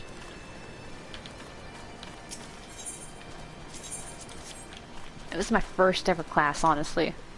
And you're gonna laugh, but when I first started this game, like first ever, with my a friend of mine told me, and then he said, oh, when you start, you should pick Thaumaturge. It becomes a Black Mage. It's easy. Well, that was a lie. It is not easy. It starts out kind of easy and slow, but then, oh my god.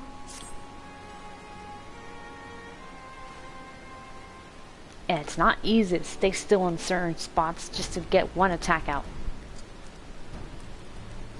I hate sitting still. That's why I don't like the magic classes. We've got ourselves a problem, Sari, but don't worry. The chief has a plan. Speaking of whom, Chief, over here.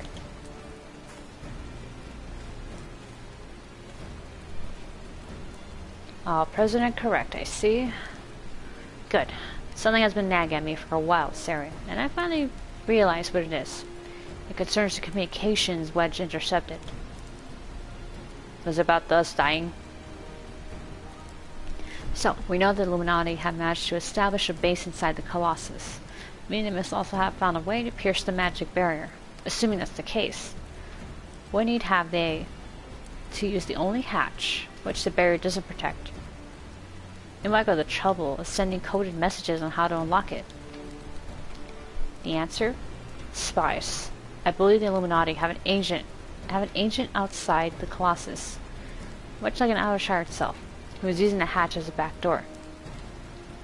Now this agent will know we've broken their code and that the hatch is constantly watched, so he wouldn't have been able to use it for some time. As such, he'll doubtless be desperate to re-establish contact with the inside. And that's why I've cleared the area around the giant's hand.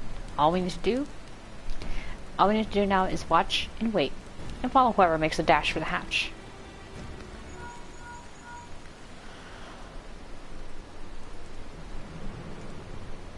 Chief, Link probably called from Red Bricks. He says Greyflox went inside. But she can't be. No, it must be an impersonator. Chief, whoever we met earlier was a spy. Quick, we gotta get after her.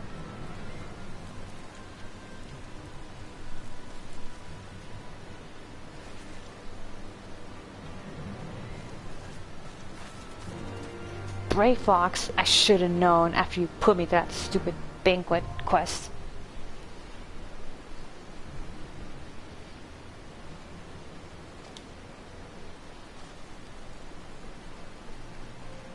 Oh, wait a minute.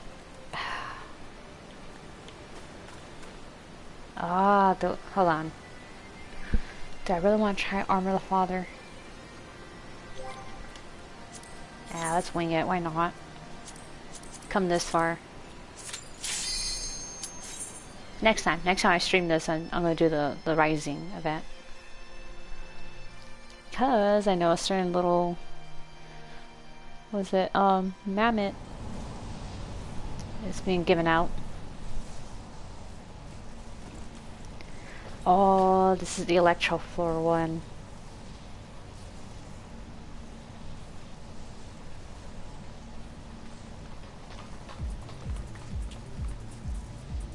The imposter.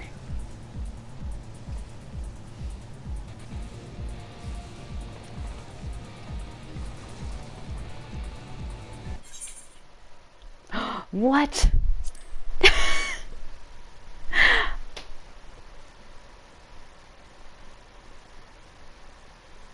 Well, okay. The game said no. I lost my connection. I don't know why. I see my internet's working. It just booted me out.